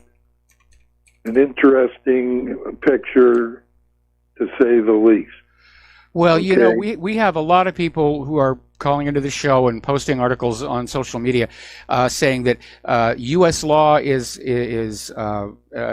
basically Talmudic or it is Islamic or Sharia. And I think it's simple to say U.S. law is U.S. law is U.S. law. And it's basically the result of starting with the foundation of the Constitution, 200 plus years of everybody seeking to spin the government to their own personal advantage. And while I'm sure that people with a certain religious bent are going to try and influence the laws in their direction, I don't think there's any one religion that dominates our legal system, because that's actually prohibited by the First Amendment. Well, I just thought it was interesting, and he was, a real good friend of, the lady there that's on the court that's supposedly alive or dead or whatever. Ruth Bader Ginsburg, yes. Yeah, Ginsburg. The other thing, I watched that show last night, and, just to see, the third individual was little Marco Rubio, okay? And he looked nervous through the whole thing, finding your roots. I'm sure he was concerned that they were going to talk about his background as a bubble dancer. But then... I don't think that's what the show is about. It's more about your ancestry. Yeah. But Paul Ryan, okay, his DNA test indicates that he has Ashkenazi Jewish background. Okay. Very interesting. Well, those Ashkenazis get around.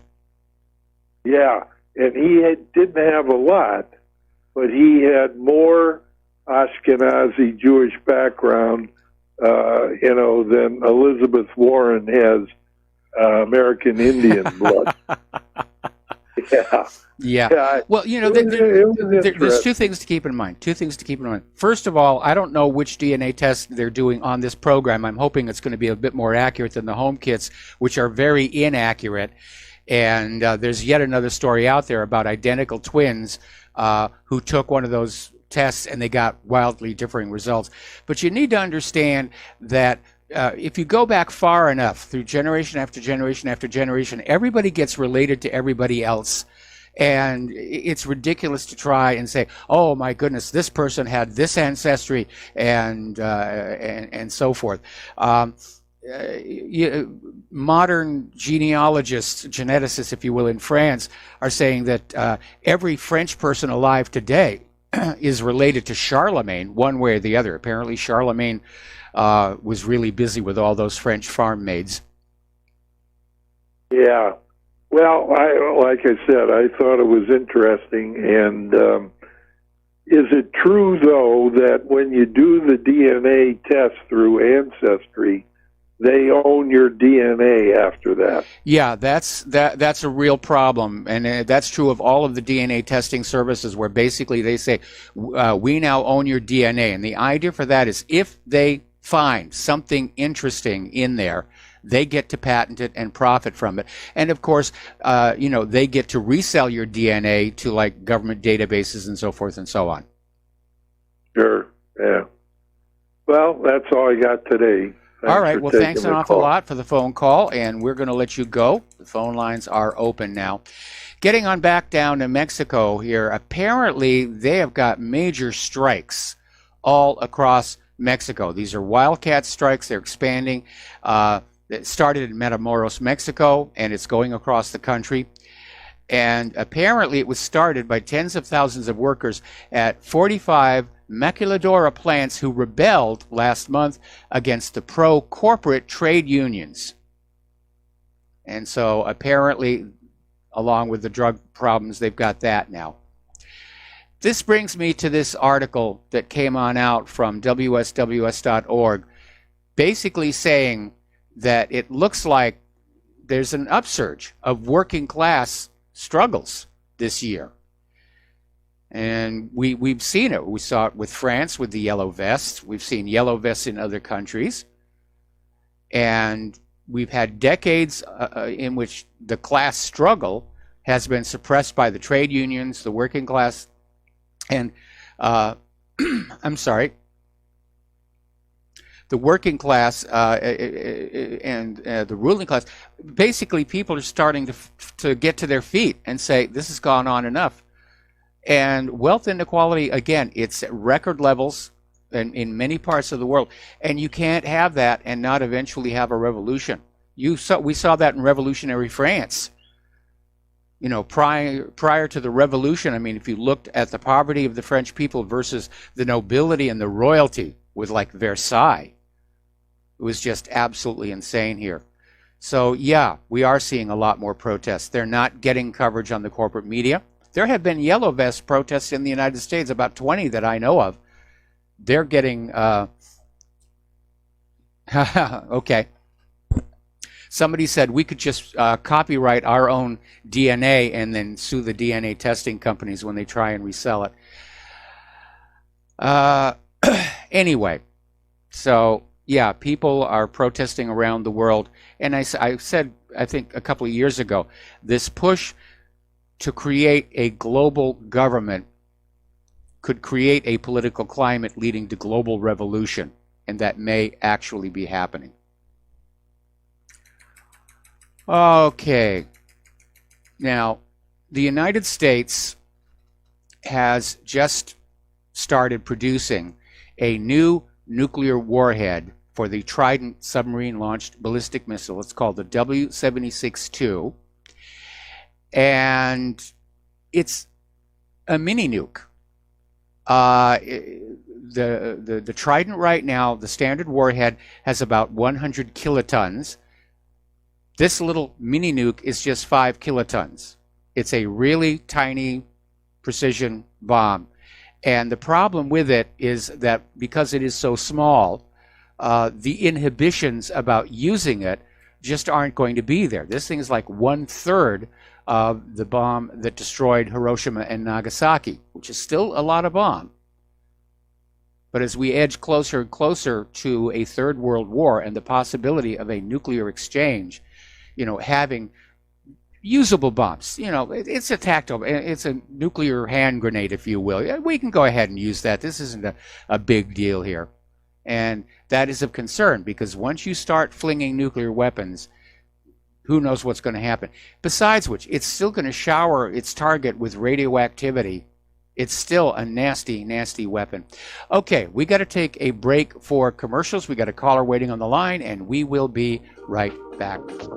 Aloha, America. Welcome back to our show here. We're going to go to the phones here to Al in Canada. Aloha, Al. Welcome to the show. What's on your mind? Mike, when you were talking to your last caller there about how they spin the U.S. Constitution to suit their needs, and that was over, you know, like 200 years ago, you hit the nail right on the head. That's what it is right there. Well, what is the actual...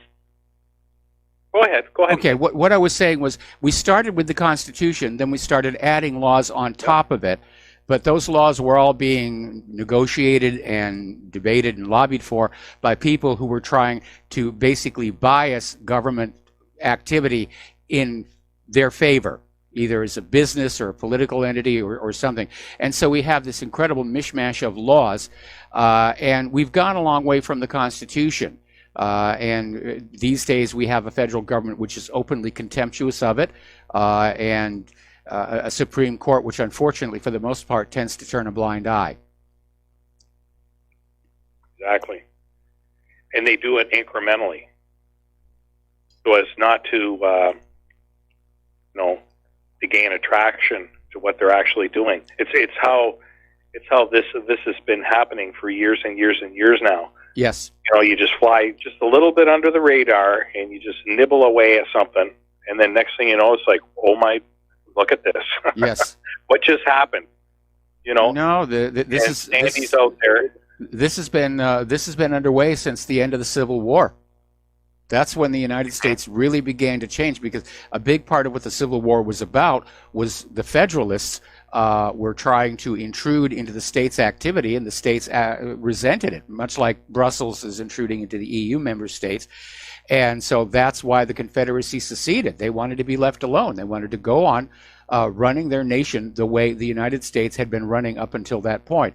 And Lincoln didn't want the Confederacy to leave because the Confederacy was a source of much revenue. So Lincoln came up with this idea of ending slavery and using that issue to get the Union soldiers to leap into the battlefield. But it was really about money. Yep. Those southern ports didn't freeze over. Yes, that's it. There's also that. Yeah, I mean, it's all about economics and politics and how they can, twist things to suit their own needs. Well, look at the Affordable Care Act. Oh, geez. It's not affordable. No, it isn't. And it's not about care. No, exactly. Healthcare is not about care. It's about selling people something. Yes. And get them to come back. Like you said this lots of times. You want repeat customers. Yeah. That's what it's all about. No, there's actually an article up at whatreallyhappened.com about apparently Mexican scientists have found a cure for the HPV. Yes. But they're saying, curing people, there's no money in actually curing people. Anyway, got to let you go. Got to take a break for station identification. Thanks, we'll be right back. And aloha, America. Welcome back to our show here. Hour number 3. The phone lines are open, 800-313-9443. And we're going to go back to the phones to Philip in Virginia. Aloha, Philip. Welcome to the show. What's on your mind?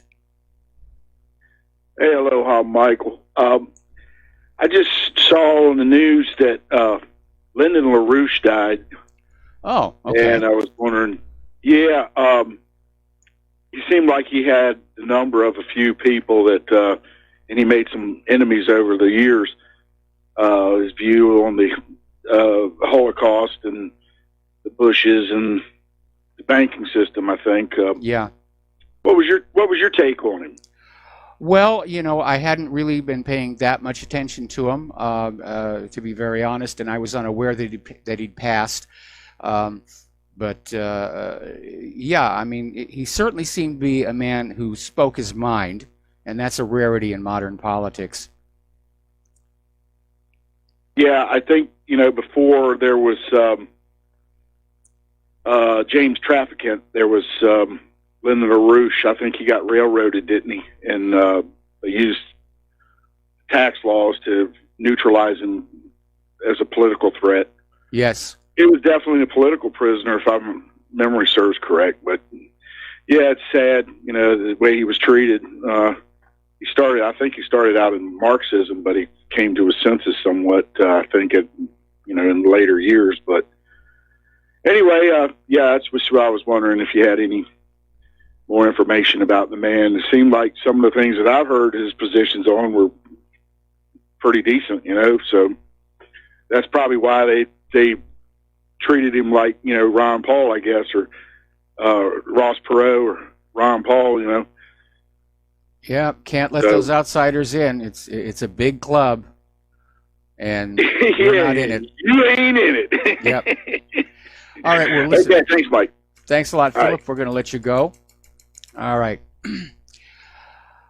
Okay. The first female pilot to lead the U.S. Air Force's Viper team was asked to leave after just 2 weeks on the job. This is coming from the Air Force Times. Captain Zoe Kotnick was commander of the F-16 Viper demo team, a fleet that performs complicated aerial stunts at widely seen events such as the Super Bowl.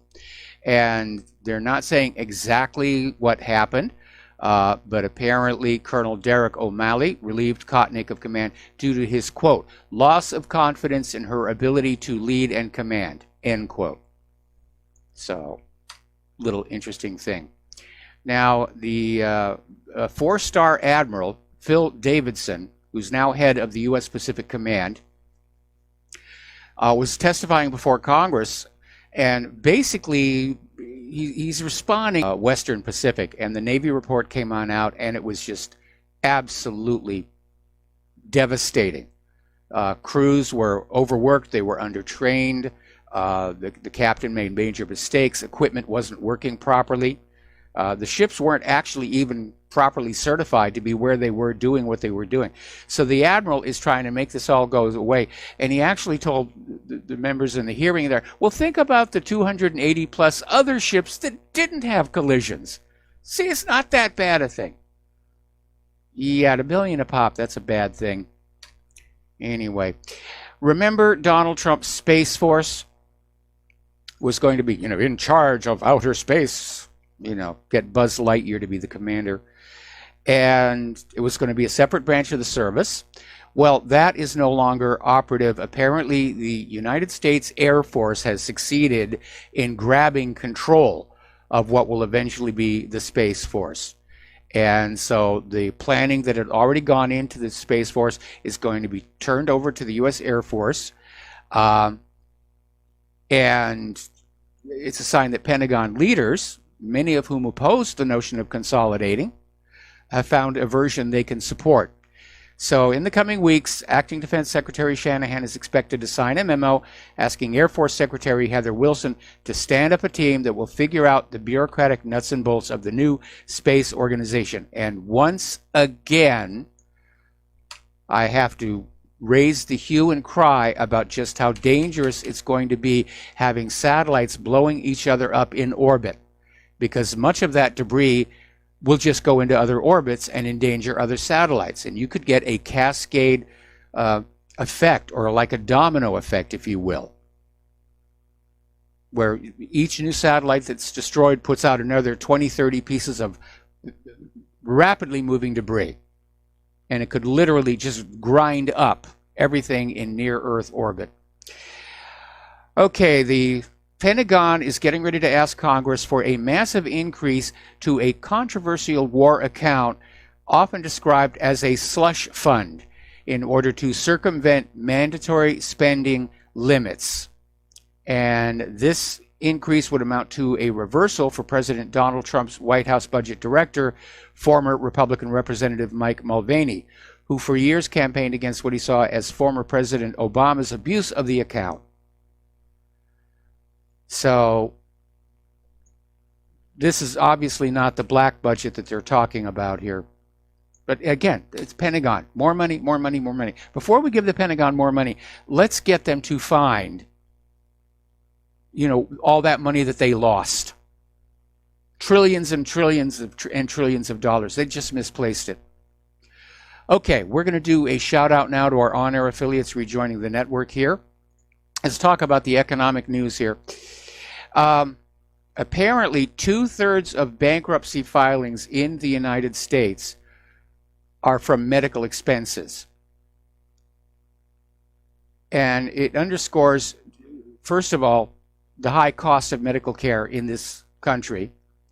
And second, the fact that insurance policies are loaded with loopholes and exceptions and all kinds of trapdoors, deductibles. If you have a major illness, it can put you in the poorhouse. And again, as we were talking about with that other caller, medical care in this country is not about care. It's not about medicine. It's all about money. And it's been that way ever since Nixon signed the Health Maintenance Organization Act for his good buddy over at Kaiser. China has taken over Scotland's oil production and now controls 2 of the North Sea's biggest oil fields. And according to analysis of China National Offshore Oil Corporation's accounts, a CNOOC-owned company, Nexen, extracts nearly 200,000 barrels of oil per day across these 2 fields. That makes it the largest producer in the area. So, and apparently China was able to do this because former Chancellor George Osborne gave tax breaks for oil companies in that North Sea. U.S. is out there making war. China's making deals. They're producing product. General Motors apparently made $11.8 billion in profits in 2018. And Now it plans to shut 5 factories in the U.S. and Canada and let go more than 14,000 people. So how much of that profit is actually from selling product, cars, versus just economic financial manipulation?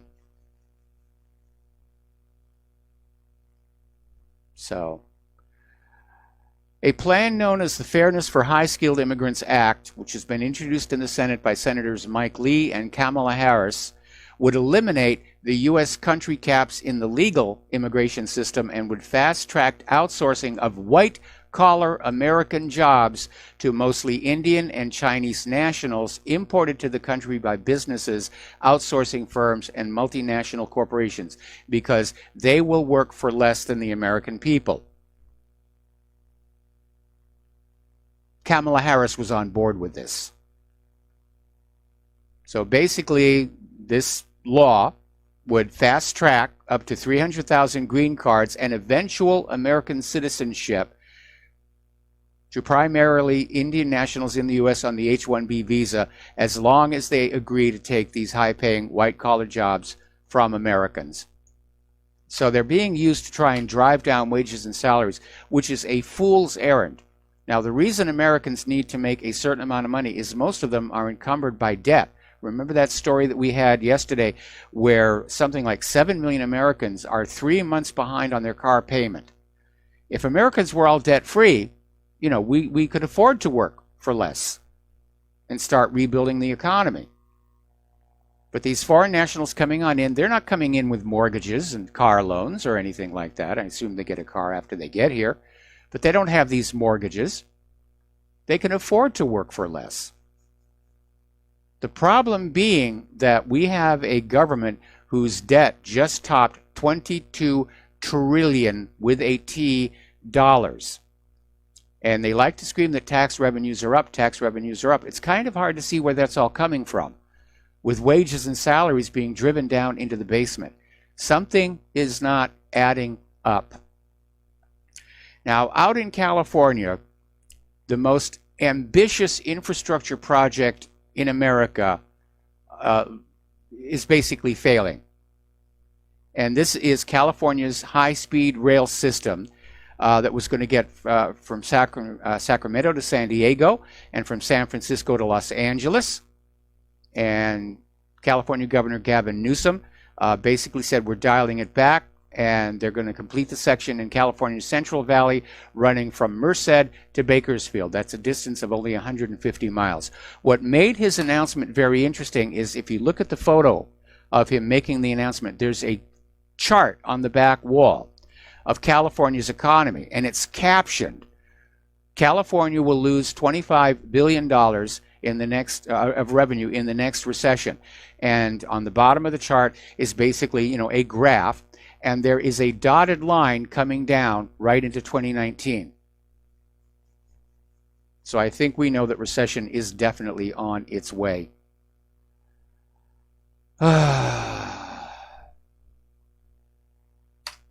Okay. So it was just too expensive. I wonder if that's going to happen to our little train. Now, ours is not a high speed, it's a light rail. But it's billions over budget, years behind. And I talk about it to a lot of people who live here, and more people are convinced they're never actually going to see that thing work. And even if they get it to work, it'll never turn a profit.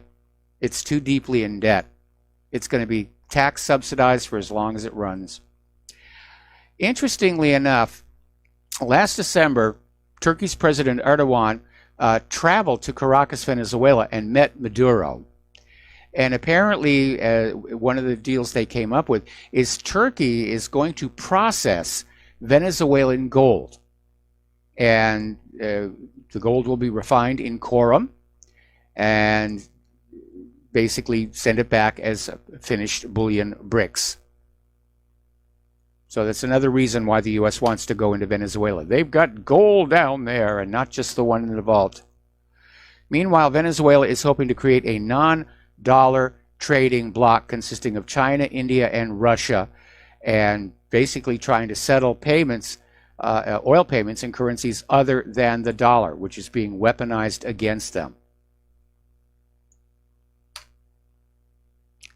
Oh, and here's a little story. You probably heard about this over the last few days. Over in Connecticut, they found basically this suitcase with a dead girl in it. They found the guy who did it. And yes, he's in the United States illegally. Another good argument for making sure our immigration system works here. Over in Finland, dealing with their rising problems from open borders, there's a vigilante group calling themselves Soldiers of Odin, and they're basically out there saying they're going to go after rapists, pedophiles, and so forth and so on. And they're saying Finland has basically been overrun by sex tourists. And there was this grooming gang scandal, which involved immigrants and asylum seekers from the Middle East. And the Soldiers of Odin are saying that they're not specifically targeting the immigrants and asylum seekers, but about half of everybody that they're finding that is like propositioning underage girls are among those immigrants and refugees. So how's that open border thing working out for you? Italy is going to explore bilateral ties for World Trade Organization Brexit over fear of losing trade. And it's a complicated headline, but basically what it's coming down to is Italy's populist Eurosceptic government is examining a potential bilateral agreement with Great Britain in the event of a no-deal Brexit to basically make sure trade continues. Now, Great Britain is Italy's third largest food products market after Germany and the United States. And so all those doomsayers who are out there saying a no-deal Brexit will signal starvation and catastrophe and we're going to have to put out there. No, deals are being made. The trade deals are already being made. Up in Ireland, the Democratic Unionist Party Member of Parliament Gregory Campbell has accused Remainers John Mayer and Tony Blair of trying to exploit the fears of people living along the Irish border as they continue their campaign to prevent Brexit from happening. And Campbell made the comments after Tony Blair said that there would be devastating consequences for Northern Ireland if Great Britain left the EU without a deal, while Mr. Major said there'd be a return to sectarian violence. Campbell, in an interview in the Belfast Telegraph, said these two former prime ministers should be more responsible in their language. Yeah, it's a lot of fear-mongering here. Jacob Rees-Mogg is warning that if Brexit is delayed past the EU elections, which are July, that Tommy Robinson could win the European elections. So that's something they need to look at. Some of the rhetoric coming out is very questionable. Guy Verhofstadt is comparing Jacob Rees-Mogg, Boris Johnson, and Michael Gove to the leaders of the French Revolution, and then following up by reminding that the first leaders of the French Revolution were sent to the guillotine by the second leaders of the Revolution. So there's an implied threat there. But right now, the European Union is not equipped to deal with big political questions. What its knee-jerk reaction is basically pushing back against serious problems by simply asserting over and over and over again its own internal doctrines and hierarchies. They're not adaptable, and this approach is not suited to the troubles at hand. So right now, the EU is dealing with three problems. It has to decide whether to risk the economic shock of Brexit without a transition, and it must do so with the specter of recession hanging over the Eurozone's three largest economies, and as the French and German governments seek to maintain a united front with Britain to block U.S. sanctions on Iran. Well, you wanted the job here. Here's another article, this one coming out of unheard.com. And it's commenting on the fact that France withdrew its ambassador to Italy last week. And this was the first time this happened since Mussolini declared war on France back in 1940. So apparently tensions are building between France and Italy, and there have been a series of jibes, insults, and accusations. And most have come from the populist coalition government in Italy and its number two Matteo Salvini. And this article is titling it The 2019 Franco-Italian War. So it's a mess. It's a mess. George Soros really messed up Europe for everybody here. Okay, a little bit of good news for fans of quality education. After spending $400 million on forcing schools around the country to adopt Common Core, Bill Gates has finally admitted the teaching method is a failure and significantly less effective than traditional teaching methods. So there we are. Okay, we're going to take a break for commercials. We'll be right back. Aloha, America. Welcome back to the show here. And I want to talk about this a little bit more.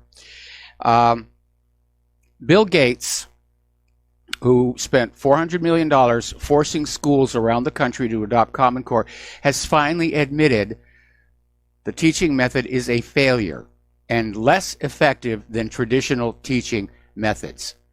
And, of course, parents and teachers across the country have been saying, we've got to get rid of it, that it deliberately dumbs down children and creates unnecessary and complicated methods for working out relatively simple problems.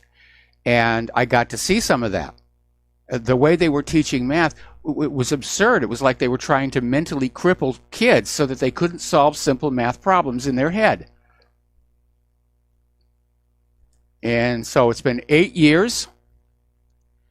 And so finally, Bill Gates is admitting that his and Barack Obama's baby, Common Core, is a failure. So that's part of the legacy right there. Elon Musk is wading into this, explaining why traditional schooling is useless. And I don't know what he's planning on putting in its place. But there is no question that our children have suffered from Common Core. They're not really prepared to like go to college. They like need remedial education. Okay. 900 teachers just got laid off from the Los Angeles Unified School District. They are $650,000 over their annual budget. And teachers are going public and saying there are problems. And America needs to wake on up. A big part of the issue, of course, is all of the illegal immigrants who are pouring into California, and they go to school and they use up resources. And it basically means that because the resources are limited, resources are being taken away from the legal children. And that's not fair. Donald Trump Jr. is being slammed by educators for making a comment about, quote, loser teachers, end quote, indoctrinating American children with socialism from birth. Well, I wouldn't have used the term loser teacher, but he's absolutely correct. Modern education, especially under Common Core, was less about education and more about indoctrination. And we know that the left and socialists have targeted schools and education to sell their agenda to the American people, to the next generation. If they can't convert the present generation, by golly, they're going to brainwash the next one here. Now, this story is a little bit weird. This happened in North Carolina. Apparently, a substitute teacher was forced to resign after she told the class that Martin Luther King Jr. committed suicide. I guess anybody can be a substitute teacher these days. I remember when I was in high school, we had a substitute teacher where when he'd come in, all he would do was play Bill Cosby records, and another one that would do magic tricks. All right, here we go into the realm of political correctness. Women are suing Yale University and fraternities to force the fraternities to gender integrate. We've seen a lot of this, but here is the reason. The suit's plaintiffs believe that the most direct route to prevent sexual harassment and assault and to challenge the gender disparities is to integrate Yale's fraternities by gender. And all three women said they've been groped at fraternity parties, So yeah, their thinking is, let's have the women actually move into the fraternities, and that will solve the problem. And I'm just waiting for somebody to say, okay, if the fraternities are forced to gender integrate, then so must the sororities. Anyway. Okay, the Rutherford Institute has filed a Fourth Amendment lawsuit against government officials who allowed a disabled war veteran to carry 2 firearms through a security checkpoint only to arrest him for lawfully purchasing canned iced tea, bug spray, light bulbs, and razor blades, which are banned as part of the city's preemptive measures to discourage civil unrest, because they're coming up on the anniversary of the removal of a controversial Confederate statue. And a district court judge later dismissed the charges against 64-year-old John Miska, ruling the ordinance used to justify the veteran's arrest was overbroad, unreasonable, and therefore unenforceable. So it's getting kind of weird. So basically, Charlottesville is planning a preemptive state of emergency lockdown in anticipation of the 1-year anniversary of the August 12th, 2018 racially charged protests and counter-protests. Okay, remember David Hogg? Good old David Hogg. He's out there, once again saying that, no, we don't need armed teachers, we don't need armed guards at the school. All we have to do is improve the ambulance response time. This is from the darling of the gun grabbers. We'll be right back after these few words. And aloha, America. Welcome back to the show here and getting into the world of computers. A little bit of good news. Donald Trump is basically compelling federal agencies to step up research and development of artificial intelligence. He signed a new executive order. He calls the U.S. lead in AI of paramount importance to America's national security. Good assessment. I'm not sure we're that much in the lead compared to Japan. But apparently Trump signed this order on Monday, and it warns the U.S. government against falling behind its strategic competitors in the race for AI supremacy. And says, continued American leadership in the high-tech sector is of paramount importance to maintaining the economic and national security of the U.S. Okay, he's right about that. No question about that. Apparently, IBM's artificial intelligence debater, they called it the IBM debater, was supposed to be a machine that could debate a human. And they put it up against Harish Natarajan, the grand finalist at the 2016 World Debating Championships, and the human won. So they've got a ways to go on that one. I don't think you can have an AI that is going to really be effective unless it's got a long life and experience. I mean, that's what AIs are doing. They're learning. But how much can you learn in just a few hours or a few weeks? Anyway, hackers broke into email provider VF Email, and they wiped the servers of all data in the U.S. And the founder, Rick Romero, confirmed the attack, saying, yes, VF Email is effectively gone. It will likely not return. I never thought anyone would care about my labor of love so much that they'd want to completely and thoroughly destroy it. Now, VF Email aimed to offer users a better email experience by scanning messages and attachments for malware before they got to your inbox. Well, that tells us who would want that system to go away, the purveyors of malware. They don't want anything getting in the way of getting into your machine. I think that's pretty obvious there. Alrighty. Now, over in Israel, they've got this spyware firm, NSO Group, and they sell this smartphone hacking software. Allegedly, it helped Saudi Arabia track and ultimately kill journalist Jamal Khashoggi. Mexico's allegedly using the same software to monitor human rights lawyers and government critics.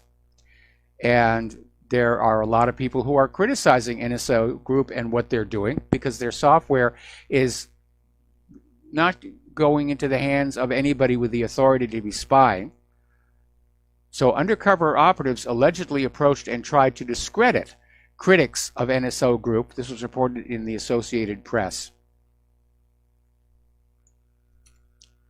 Okay. Over at InfoWars, they had this former Google engineer who hails the YouTube censorship campaign as an historic victory, and now is trying to look into Jordan Peterson videos and find out why so many people are watching them. And it's very alarming that these big tech engineers, or even former big tech engineers, they have been sold on the idea that censorship is good. And I'm sure they've been told that your job is to get rid of, fake news like flat earth and everything. And maybe they don't understand that what is being targeted is anything that challenges the official view about anything like human-caused global warming, vaccine safety, and so forth here. Over in Great Britain, they have this absolutely draconian law where clicking on terrorist propaganda even once could mean 15 years in prison. Now, there had been calls to have it more than one. A United Nations inspector accused the government of straying towards thought crime with the proposal, which originally stated that people would have to access propaganda on 3 or more different occasions to commit a terror offense. But that benchmark has been removed from the draft law. Journalists and academic researchers or people who had no reason to believe they were accessing terror propaganda are exempt. So, Cisco has closed a deal to buy optical semiconductor firm Luxtera for $660 million US. Luxtera, of course, makes fiber optic cables and the emitters and detectors. And so this is going to really put Cisco into a good position of using photonics for enterprise and web-scale networking. It will be much faster than the cables that we're using right now. Okay, Google Play has been caught hosting yet another malicious app. This one was designed to steal cryptocurrency from unwitting end users. And the malware masqueraded as a legitimate cryptocurrency app, and it worked by replacing wallet addresses copied into the clipboard with one belonging to the attackers. And so your cryptocurrencies would just disappear. And Google is not being as careful about keeping malware out of their little system as they used to be here.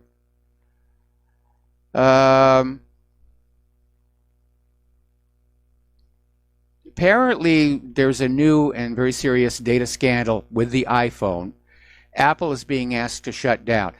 This goes back to a story we did last week about how private companies were now able to track you and spy on you through the phone. We're talking entities that don't have warrants to be looking at you or anything. And there are a number of major companies who are secretly recording every move on the iPhone apps without permission. And these are apps that are given away for free by various commercial operations like Abercrombie & Fitch, Air Canada, Expedia, Hollister, Hotels.com, Singapore Airlines, among many others. And apparently the apps were all created by the same company called Glassbox. And again, they're just harvesting data from you. And what they're trying to do is, it's almost like Minority Report. They're trying to figure out what you might be interested in buying next, which would certainly solve the problem of getting tons of email ads for things you just bought yesterday. What is really obvious, though, and the recommendation from this article is you should not use your smartphone for financial transactions ever. And I'm in agreement. Claire and I wouldn't do that. Basically, they say, get a cheap laptop that is dedicated to your financial work. No other apps for movies, travel, or anything. You need to literally segregate and firewall your financial transactions from the rest of your activities. Absolutely true. Absolutely true. It's become a real jungle out there. It's open season on computer users everywhere. And nobody's doing anything about this. Of course, it's big business for all the anti-malware, antivirus companies. They're making money hand over fist. People are scared of having their computers broken into. Now, Activision Blizzard, this is the company behind these game franchises, Call of Duty, Candy Crush, Overwatch, Warcraft, Hearthstone, and Diablo. They are having to lay off 8% of their employees, about 770 people, as part of the company deprioritizing initiatives that are not meeting expectations. It means some games that just aren't drawing in the crowds and cranking up those in-app purchases. So, anyway, getting close to the end of the show. It's time to talk about human-caused global warming. We're up to Winter Storm Nadia now, and it is just tearing through the Midwest, canceling over 2,000 flights. 100,000 people are without power. 6 to 12 inches of snow from northern Wisconsin to northern Michigan, and the storm is heading for the New England area. Apparently, out in Washington State, up at Snoqualmie Pass, which Claire and I used to go to all the time when it was summer, apparently more than 250 motorists are stranded at the summit of Snoqualmie Pass. Now, it's not entirely desperate. There is a ski resort up there, which I presume is open, and these stranded motorists can take shelter in there. But apparently, they've had avalanches that have come down off the sides of the mountains from Winter Storm Nadia. And more than 24,000 customers remain without power in Washington State. I remember those Washington State winters. They could get very intense here. Moscow had their strongest snowstorm in 140 years, and apparently the Muscovites enjoyed it. They went on out with their cameras and smartphones and started flooding social networks with these picture postcard views of the city. I mean, let's face it, every city looks much better in the snow because it's clean and it's white and it's bright. Okay. And of course, we're still dealing with our snow issue down here. Over at Poli Poli State Park on Maui, was blanketed with snow, first time ever. It's never happened before. So, Puxatawny Phil, I don't know. I'm losing confidence in you. Over in New Jersey, Governor Murphy is apparently preparing to sign a rain tax into law, supposedly to prop up the state's pension system. I'm not even sure how that would be assessed or collected, but that's the new idea. We're going to tax the rain. Well, I don't think the rain is actually the property of the state of New Jersey. What can I tell you? All right, a little bit of space news here as we come up to the end of the program. NASA has officially declared the rover Opportunity to be dead. And it's a little sad, but, you know, after 15 years, that little rover just did yeoman's work. But they sent the last attempt to try and contact it yesterday, did not get a reply. And so OPI, as the flight controllers like to call it, is now officially declared to be non-functional. Meanwhile, in a more recent experiment, remember the InSight Mars lander, the one that is hunting Mars quakes and is going to drill a really deep core into the soil? It's been spotted from space by the reconnaissance orbiter, the Mars Reconnaissance Orbiter. And so, nice little confirmation that it is where they think it is. And of course, one of the instruments on board the Mars Reconnaissance Orbiter is a camera called HiRISE, which is able to capture detailed images of the Martian surface here. Okay, remember Ultima Thule? It was this object beyond Pluto, and it was imaged by the New Horizons spacecraft. And the very first pictures that came on in, it looked like it might be a snowman, basically two spherical objects just barely touching each other. Well, New Horizons has finally managed to send back the rest of the data from the flyby, and seen from the side, it turns out it's not a snowman after all. The larger of the two objects is actually flat. In fact, it's being described as a pancake, and the other object is kind of oblate. It's being described as a walnut. But it turned out it's not the space snowman, and gosh darn for everybody who thought it was going to turn out to be that. So New Horizons is now on its way to another extra Pluto object. It's got enough fuel to get there. And so it's amazing to see all this stuff. And it's amazing for me because, again, reminding everybody how old I am, I was born before there was any of this stuff. I was born before Sputnik. All of this stuff, Mercury, Gemini, Apollo, Viking, all happened in my lifetime. What an amazing thing to see just grow up and develop. And I know for young people today, oh, there's always been a space program. Yeah, men walked on the moon some time ago. I got to watch it all unfold. I remember being out there at night. The local newspapers would have predictions for when the Echo would fly over. The Echo was an early experiment in passive radio repeating, and it was just this giant mylar balloon. And it was, it was launched into orbit and then inflated, and it was something like 100 feet across. And with that mylar, it was very shiny, and it really stood out. Okay, we've got the rain coming on down. They're forecasting thunderstorms for tonight here. Okay, Elon Musk is doing much better with SpaceX than he's doing with Tesla.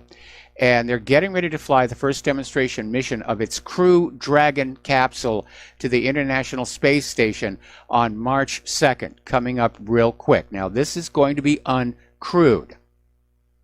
It's just a system test. But if all goes well, Crew Dragon will start carrying astronauts to and from the orbiting lab this summer, at which point the United States will not have to go through that embarrassing situation of saying bad things about the Russians and then asking for a lift. Now, SpaceX's newest rocket engine was test-fired and reached the power level necessary for the company's next round of rocket designs. They're going to start building them bigger and bigger. The engine is called the Raptor, and it reached the power level needed for Starship and Super Heavy. These are the two designs they're going forward with. Okay, do you remember this Dutch company was called Mars One? And it planned to send humans on a one-way trip to Mars to start the first human colony on the Red Planet. Unfortunately, it has now gone bankrupt, and I really didn't think they were going to have much of a success anyway. But they're still out there trying to find another investor to move the project forward. Let's see, what was that other organization? There was another organization that wants to build the first civilian permanently manned space station in orbit and actually call it a nation. It'll come back to me later on. I get tired in the third hour. What can I tell you here? All right. Story coming out of Investment Watch blog. Scientists are saying we are entering the 6th major extinction in the history of our planet. And a brand new survey of 73 scientific papers reports that was just released has come to the conclusion the total number of insects on the globe is falling by 2.5% per year. They're calling it the insect apocalypse. And the survey warns that at this rate, there may not be any insects at all by the year 2119, which would be a problem because insects are critical to the worldwide food chain. So they're out there saying they don't understand why. Well, there's two areas to look into. Oh, we've got to take a break for commercials. We'll be right back. And aloha, America. Welcome back to our show here, last segment of our program today. And we're talking about various science-related stories here. This is kind of a little bit scary. Apparently over in India, they found a missing radioactive cesium-137 canister in a scrapyard. And I think, if I recall correctly, there was a similar incident in Brazil some years ago, where somebody had simply tossed a medical radiotherapy machine without properly disposing of the isotope. And scrap dealers came on in, they tore the machine apart for bits and pieces, and they found that capsule and opened it. And oh, this pretty blue glowing stuff here. And it was one of the worst nuclear accidents involving cesium in history. So they dodged a bullet on this one. Apparently over in Lower Saxony, radioactive material is being stored in the Aas mine, and a state in northwest Germany bordering the North Sea. And this has many locals frustrated. This stuff is not being properly disposed of. It's just being stuck in little dark places where we hope people won't notice it. You know, but mines can cave in. I mean, look at all the problems they're having out there in Hanford. Boy, this planet is just in a world of hurt. Okay, last story for today. Do you remember Jared Fogle? Jared Fogle was this spokesman for Subway, where he, you know, basically had been overweight, and he went to Subway and he was eating all the healthy sandwiches, and he lost a lot of weight, and he became their spokesman. He was all over TV and quite famous, notorious. Then, unfortunately, the darker side of his life came on out, and he was sentenced to 15 years for child pornography. But apparently, you know, he was sent to this minimum security facility, and apparently he's doing very well there. Apparently he's received a Culinary Arts Award. An ex-inmate is revealing that Jared's cell is never locked, and he's free to use the computer and to gamble. It's almost like a country club over in there. And I'm not sure how I feel about that. Of course, everybody who's familiar with the show knows how I feel about any abuse of children. And so I have very strong instincts about that. Okay, so we're coming up here on the end of the show here. And it's amazing, all the stuff that's we've talked about today here. And we're seeing a lot more stuff coming on out that I'm going to have to bring into the show tomorrow. Apparently, Bill Gates is also trashing the new Green Deal, saying it's extreme. All right, there's the music. I got to get out of here. I got stuff I got to do. Please stay tuned for John Stadmiller. And please share what you learn here with your friends and family and everybody that you know. Please donate to Republic Broadcasting. Please donate to whatreallyhappened.com. We'll be back tomorrow, and aloha, America.